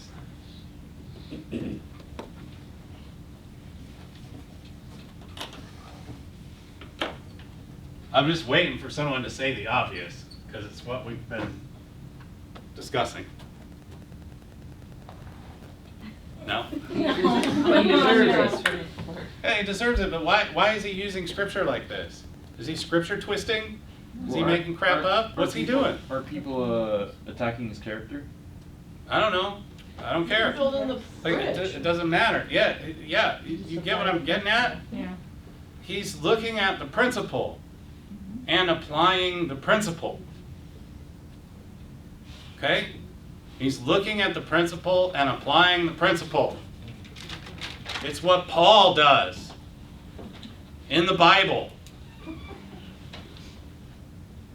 It's maybe a healthy practice, is what I'm trying to say. You with me? Yeah. Okay? So, I don't know. I can't tell. I can't read you guys. You missed us though. Are we making sense? Are we still hung up on deserving a life we love? What's going on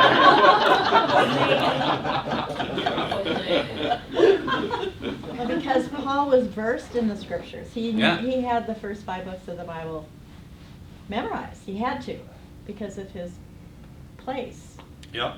And so that's what he used when he talked to people. And they should know what he's talking about because they probably use those sorts of things all the time. Don't you think? I don't know. Oh. I don't know. I'm I mean, just the thinking that- rabbinic literature can be really weird. So, so in general, that's a tougher question. But yeah, he is steeped in Torah, and he understands that what you need to do, especially when you're dealing with the law, is look for the principle and apply the principle. And that's what he has done. He has looked at don't muzzle an ox while he's treading out the grain. What he absolutely did not do is say, well, that only applies to when you're treading grain and using an ox to do it, and therefore it's totally irrelevant. Right? That's not what he did. Right? He went past the letter of the law and got at what is the spirit of this law? What's the principle?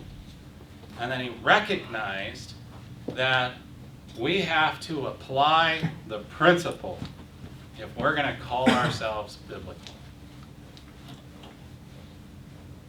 And that's a different ball game than applying the letter of the law. Let's do another one. I feel like it's not quite so well. It shouldn't settle in yet. That was just one. So, but it makes sense, though, right? Yes. Yes. Kind of makes sense. All right. We're more vocal when it doesn't make sense. Yeah. Yeah, that's a fair point. Yeah. I hadn't realized that, but yeah, that makes a lot of sense. All right, let's do what's next. What comes after that? No, I can't do that one. I'd have too much background info I'd have to get into. So would you say that in like modern time, that like when you think of it from like a employment perspective, like human resources departments that we know and love, that they are essentially applying this principle in some ways? Maybe. This is pure opinion, all right? I think it depends on the quality of the director of HR. Because a lot of HR people, they love drama and they want rules followed. And they actually go about a task that was meant to liberate and humanize people, they end up doing the opposite. Right, yeah. Good point. So, all right, but the good ones, absolutely, the good ones for sure. Okay, so let's take a look. I'm gonna start pacing. I just noticed that you were like turning that thing, and I was like, "Oh, I'm gonna start traveling." All right. How about? Here's one. Here's one that. Let's do another example. All right. So this one is in Deuteronomy 22. Yes. I'm kind of trying to pick the ones where you get some what? Tough one. Becky says she wants to do it where women have their periods. Oh, we can do that if you want, but that's a Levitical issue. It's different. So. Still interesting.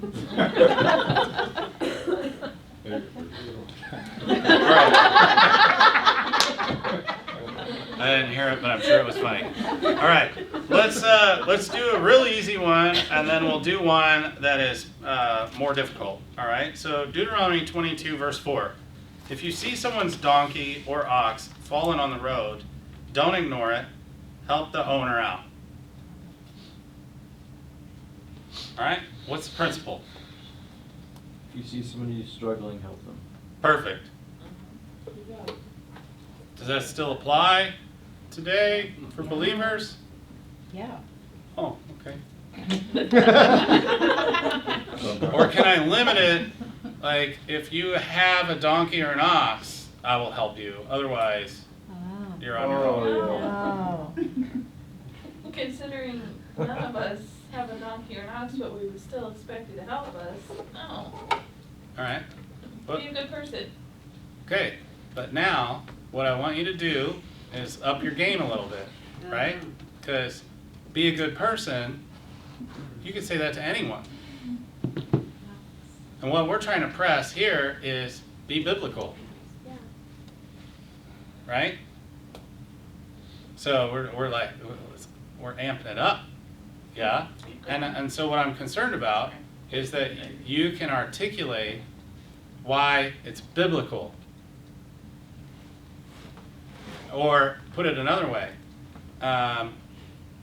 if this is a horrible example because I'm useless, but Susie, we walk out to the parking lot, Susie has a flat tire, like we should help, right? I'm sorry, you're not gonna get much help from me. I'm gonna be like, I can call someone. That's good, because my phone might be dead. All right, there you That's go. helpful. So I will help. And I do that, and you're like, you wouldn't be because you understand. But you're like, well, why are you sticking around to help? Like what? Why? Because I am in Christ. And I am commanded that if I see someone's donkey or ox falling on the road, I'm not allowed to ignore it. And you're like, that's a car, man. Am I being biblical or not? That's what I'm trying to get at. Yes, Amanda. There's a lot of donkey and oxes on the road these days. Well, what about all people with signs on the road? What about all, where, I need weed, I need weed, I need I need a food, job, I need I'm a a- job, I need, especially around the building. All right, I'm really sorry for this, okay, but I think you can take it. You're weary right now. And so this is how this is going to hit you. All right? And so I think that there has to be balance when we approach Scripture. Right? The weary one needs rest. Okay? So I would pull on a different principle in this case. All right. So the thing I'm trying to get at is we can look at something that's talking about a donkey or an ox, and we can apply it because we're applying the principle, and we can understand that when we do so, we're treating Scripture the way it was meant to be treated.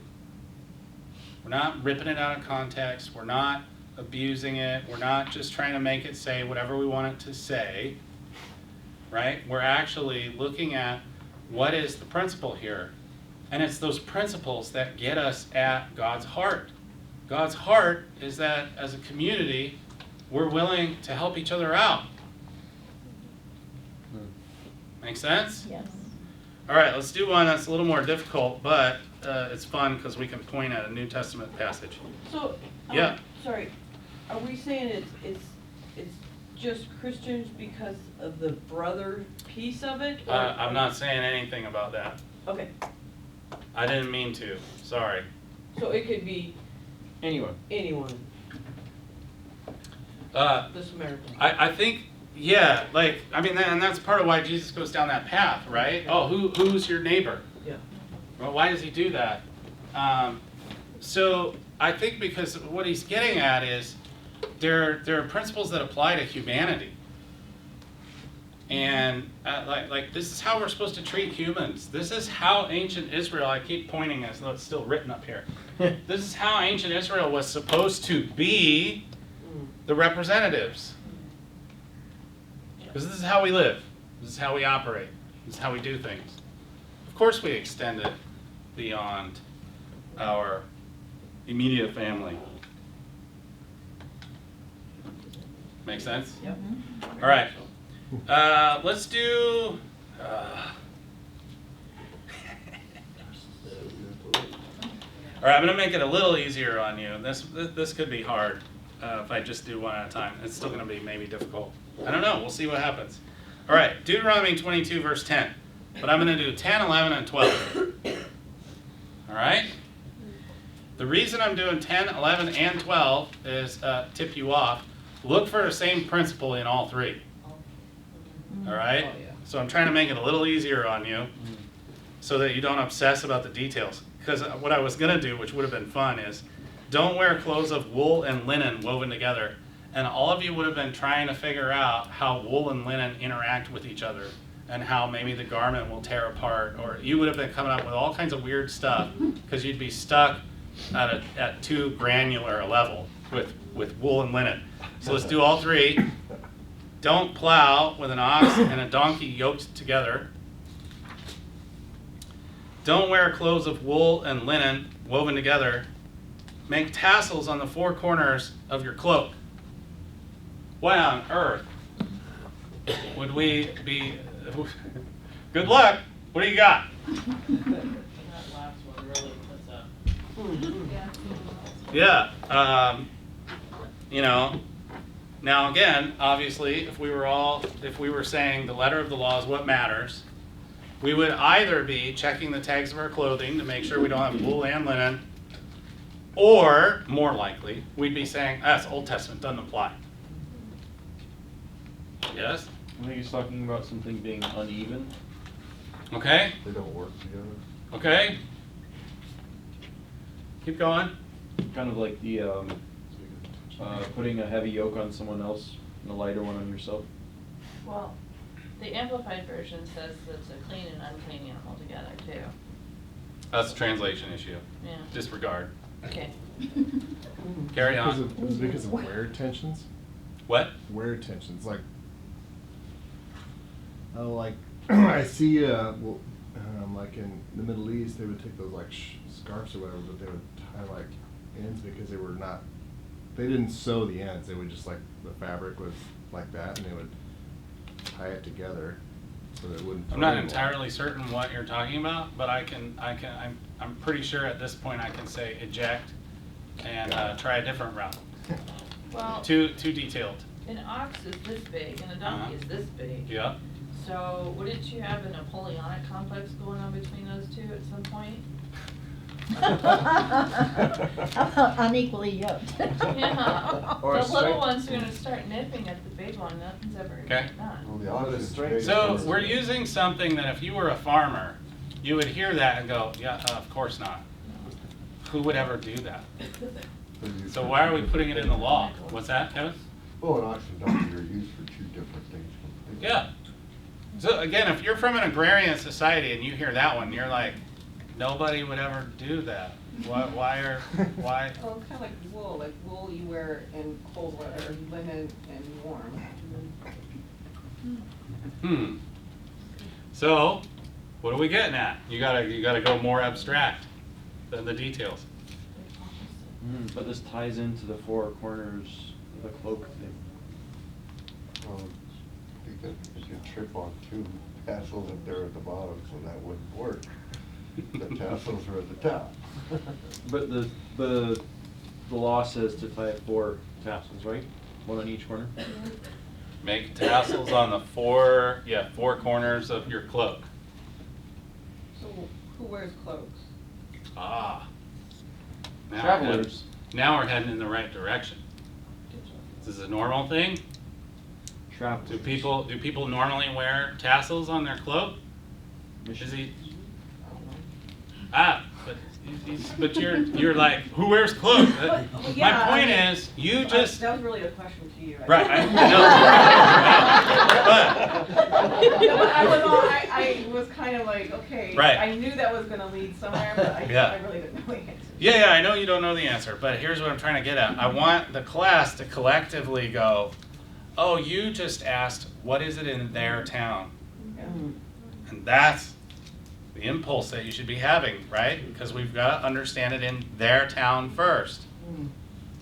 So who wore cloaks? Rich. Everyone. Oh, everyone. Who put tassels on their cloaks, on the four corners of their cloaks? No one.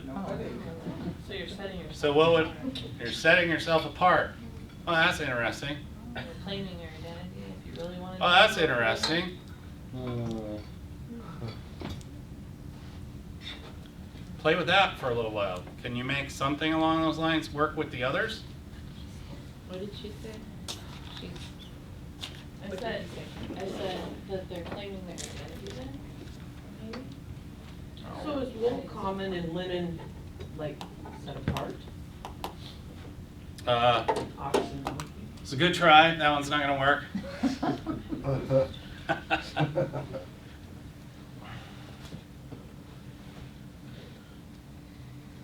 What's it telling you to do when it says don't plow with the ox and the donkey together? Separate. Set them apart. What's it telling you to do when it says don't do the wool and the linen? Set apart. What's it trying to tell you to do when it talks about tassels? Set apart. So why, so what's actually going on? What's the principle? That God's people are set apart from the world. Yeah, the thing here is, y'all are set apart. So you need to practice it. It needs to become how you think about things. At the end of the day, is God like gonna rain down fire and brimstone on the ancient Israelites if somebody wears a shirt with a little wool mixed in with their linen? Yes or no? I mean, think about how Paul approached the muzzling the ox. He said, is it because of donkeys? Sorry, oxen? Is it oxen that is the main issue here? No. So, same thing here. Is it wool and linen that's the issue? No. It's y'all are called to be set apart. This needs to become how you think about yourselves. You are set apart unto me. Make sense? This one, I believe, gets referenced in the New Testament. Anyone know where? This doesn't get quoted, so I could be wrong. But it seems to me that Paul, I just gave a little bit of it away. It seems to me that Paul is seeking to apply this principle.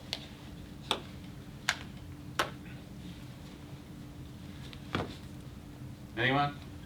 Did we ever talk about this one, Matthew? I think so. Do you know what I'm thinking of? Don't be unequally yoked. Is that Yeah. what you're talking about? Yeah. 1 Corinthians 7.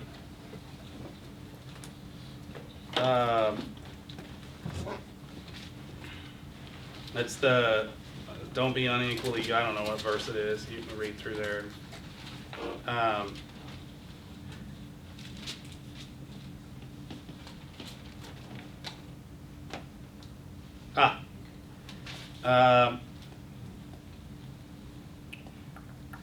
He's navigating a lot of stuff actually, but I don't know where the unequally yoked verse is. But basically, wherever the verse is in 1 Corinthians 7 somewhere, it's basically like, hey, believers, don't marry unbelievers. he takes the time to say, I'm not telling you to just automatically go divorce your spouse if you become a believer and they're not. Like, he actually navigates through that stuff, okay? But when he's addressing single people, he says, hey, believers, don't marry unbelievers. Why would he say that? Set apart. Why would he use the phrase, don't be unequally yoked? Referencing the ox and the donkey. He's referencing Deuteronomy 22. And he's recognizing that what Deuteronomy 22 is doing in the ox law, wool, linen, tassel stuff is it's trying to get people to think about the fact that they're set apart. It's training the mindset towards identity. You get what I'm saying? It is a way to train your mindset towards your identity. If you're an ancient Israelite, you are set apart as Yahweh's, and I got to learn how to think, I am Yahweh's. I am part of the kingdom of priests. I am the display treasure, right? I am Yahweh's. How do I begin to train myself? I need to think about the fact that I am set apart. Okay, where can I get some practice being set apart? Well, I don't know. I could put some tassels. It kind of looks dumb, but like it's training the mind about the identity of being set apart. So now Paul is trying to take that principle, being set apart unto the Lord, and he's trying to apply that principle in his context in light of being in Christ. And so when he addresses believers who are in Christ, wouldn't it just make absolute sense to say, hey, remember, you're set apart?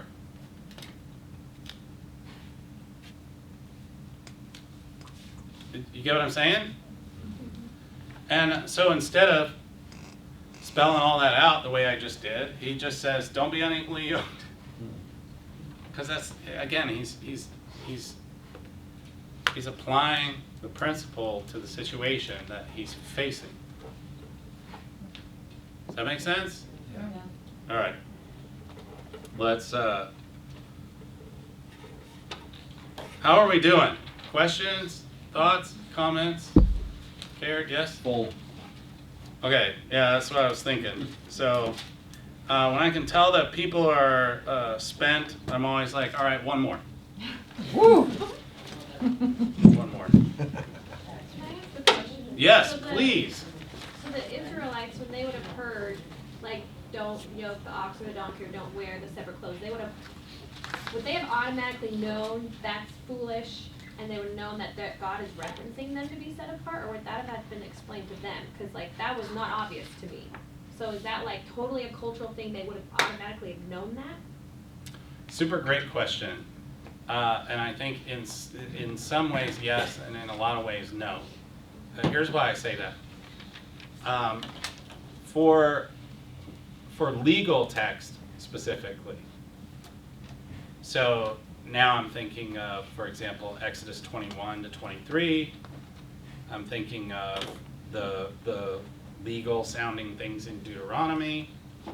That would have been way more intuitive for them, because that's how they approach law in the ancient Near East. We'll talk about this a little more on Saturday, but law, ancient Near Eastern law, is never, here's the written code, now we have to apply, the letter of that code to the whatever, well, I'll get into it a little bit more on Saturday, but to answer your question, law would have been easier. But when they got to stuff like ritual, like Leviticus, they got real confused. And you see it by the way the prophets interact with them. Because the prophets will say things like, seriously? You think it's the blood of bulls and goats that pulls this stuff off? Well, yeah, they thought that because they were treating it as though what makes it work is the ritual itself, as opposed to God using the ritual to teach them. The difference is that the norm in the ancient Near East, so in other words, just how does the culture normally operate? The norm was with law, you're just at the principle. The law isn't the text. When we think of the law, the code is the law. The written thing is the law. They did not think that way. That'd be obnoxious to them. That was how they viewed law in the ancient Near East. So it would have been a lot easier with law. Ritual, it was normal for people in the ancient Near East to view the act of the ritual as the thing that makes stuff work. And so there's a really long-winded way of saying that this approach that we're talking about would have been way easier for them on law than it would have been, say, on basically anything else. Does that make sense? Yes. Okay. It's a good question. So, other questions? Oh, sorry. Yeah. Can you just give me the 3 verses that you strung together, the cloak, the ox, and the donkey? That's Deuteronomy 22, Okay. 10, 11, and 12. Okay. They're all right They're next back to to each back? other. Oh, yeah. They're right. All right.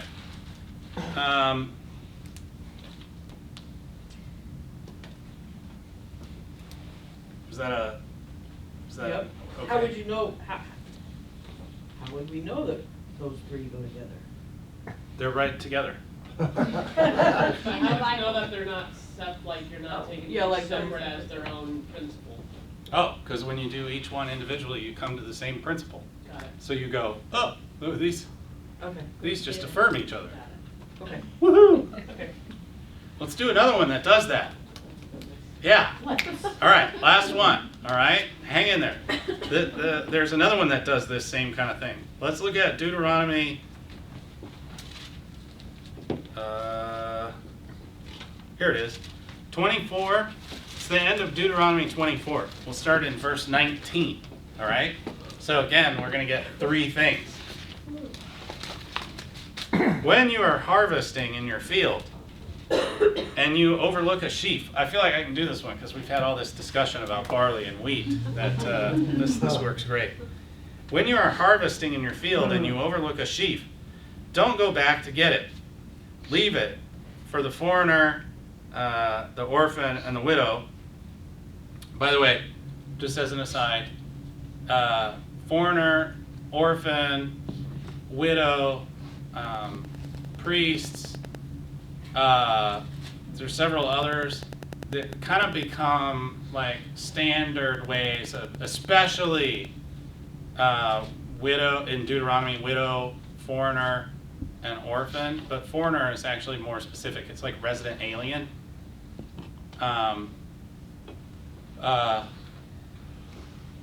It's kind of a way of saying the vulnerable.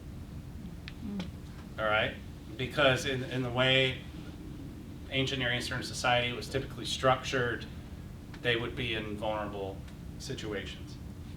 So, when you're harvesting, you overlook a sheaf, don't go back and get it, leave it for the resident alien, the orphan, and the widow. Why? I love this. So that Yahweh might bless you. That should clue you in to God's care and concern for the vulnerable, by the way. Verse 20. When you beat the olives from your trees, do not go over the branches a second time. Leave what remains for the foreigner, the fatherless, and the widow. When you harvest the grapes in your vineyard, do not go over the vines again. Leave what remains for the foreigner, fatherless, and widow. And by the way, you might want to bear in mind that you were slaves. So, for the sake of time, I'm going to drive us to the principle. I'm just going to kind of give it to you up front, right? There's a, by the way, grain for bread, olives. What do you use olives for? Oil. Oil. right? It's not, we're Espresso not, martini. we're not just, yes. We're not, that's later. That's after class, which for me is tonight, but for you is, April 27th. April. Not that we know or anything. Seriously, the staple of the ancient Israelite diet: grain, barley, and wheat. Olive oil. All right, they use the oil more than the olives, and wine. All right, wine. By the way, why wine and not, just? I mean, you can have. I mean, they can drink some juice, right, when it's pressed. But why wine? It's preserved. Yeah, preserves, right? It's better. It's better for your system. Less, when you go traveling and they're like, "Don't drink the water," it prevents that kind of a thing. But yes. All right. Anyway, there's still something else. Why would we be reiterating this? We have the same principle over and over again. When we had it back in Deuteronomy 22 with the ox and the yoking the ox and donkey stuff, etc., we were given 3 ways to express the same principle, partly to help us get to the principle. Because that one, it's not as obvious, right? This one, it's pretty obvious. Food for the vulnerable. It's pretty obvious. So why do we need to say it 3 times? Yes, it's emphasizing, for sure. Well, I feel like it's levels of work. Picking up a random sheaf of grain is easy work. It is walking out into the middle of the field and grabbing it, whereas climbing a tree and grabbing or picking off of a vine that... They don't climb. Well, I'm just- Olives? Yeah. Yeah, no, you shake those suckers. Yeah. Can you do that again? There's something else.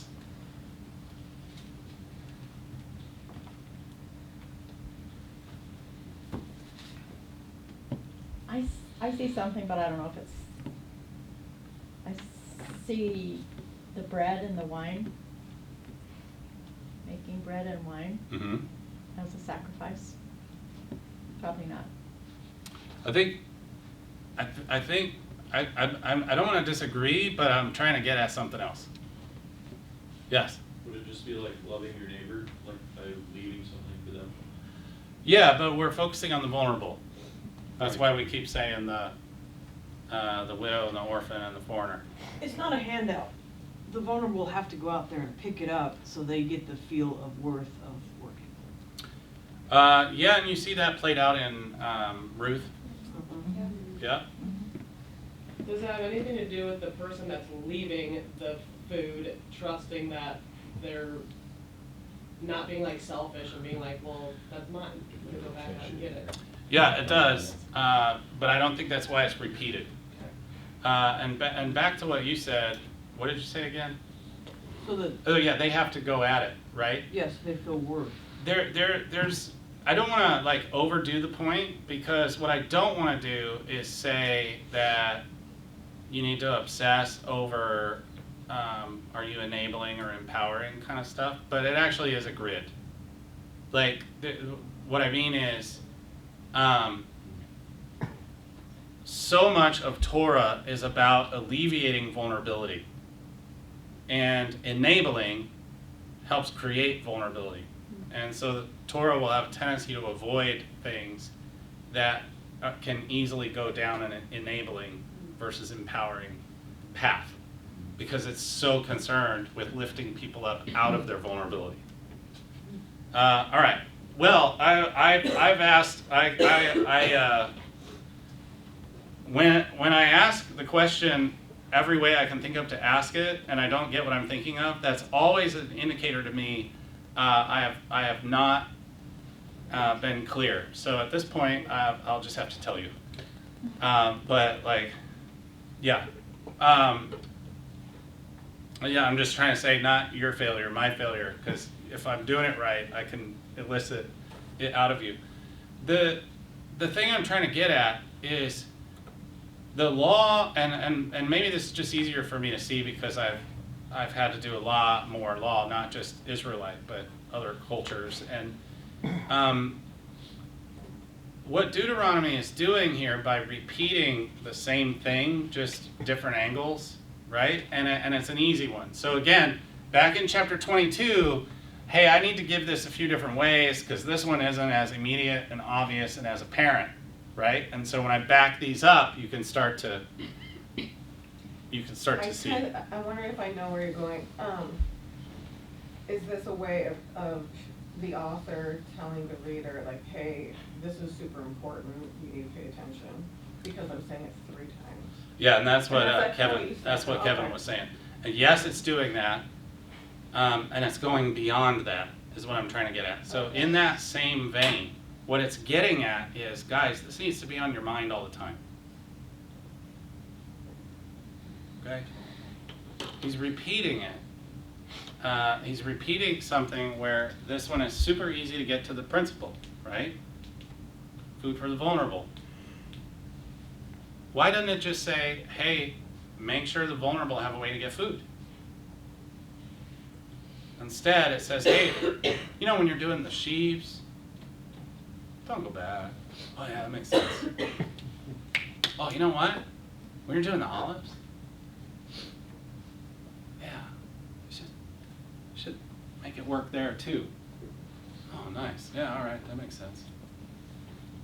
Hey, you know, in the vineyard, by now your brain starts to go, where else would this apply? That's why it's repeating itself. It's triggering you to say, ooh, where else would this work? Does that make sense? Yeah, and this is one of the techniques an author has at his or her disposal in ancient Near Eastern law. All right. Okay. Questions about that? Does it make sense? If we were gonna apply it into today's culture, Yep. maybe tipping your waitress, would that be an accurate application of principle or that? I think it can be. Like, I don't know the economic situation of the waitress. I will say that treating a waitress well is actually, I think, a very appropriate application of a law in Leviticus that says not to have tattoos.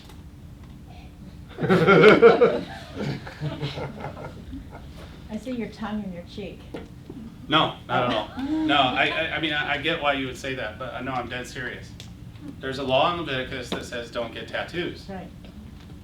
Has nothing to do with the way we use tattoos. You should not care if you go get a tattoo. Okay?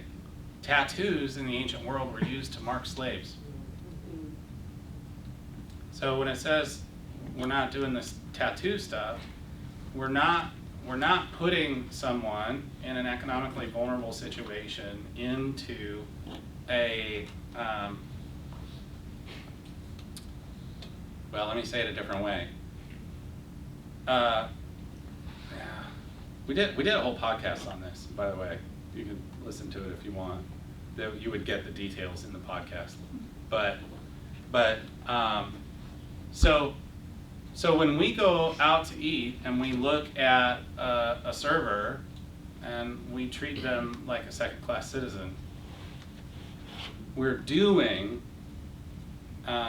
what is behind don't have a tattoo. We're doing it to that other person. So I'm actually dead serious when I say treating the server well, in my opinion, is a direct application of don't get a tattoo.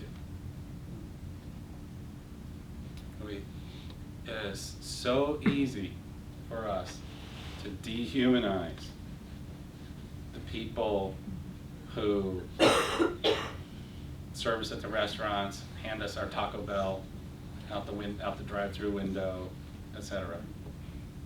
Yeah. In relation to what you just said, culturally, we don't tip our waiters because it's assumed that the restaurant or the manager pays them. We don't tip, but definitely you respect. And so coming to America, I was shocked when I had to tip. Yeah. I'm used to that. A friend had to teach me how to tip because I was like, I don't do that. Why? They are paid for their jobs. Yeah. Right, yeah. So I don't see it as a biblical thing. I see it as a cultural thing. Yeah. So. Because we don't pay our servers in this country anything. Really, they can't live on what they make Yeah. without the tips.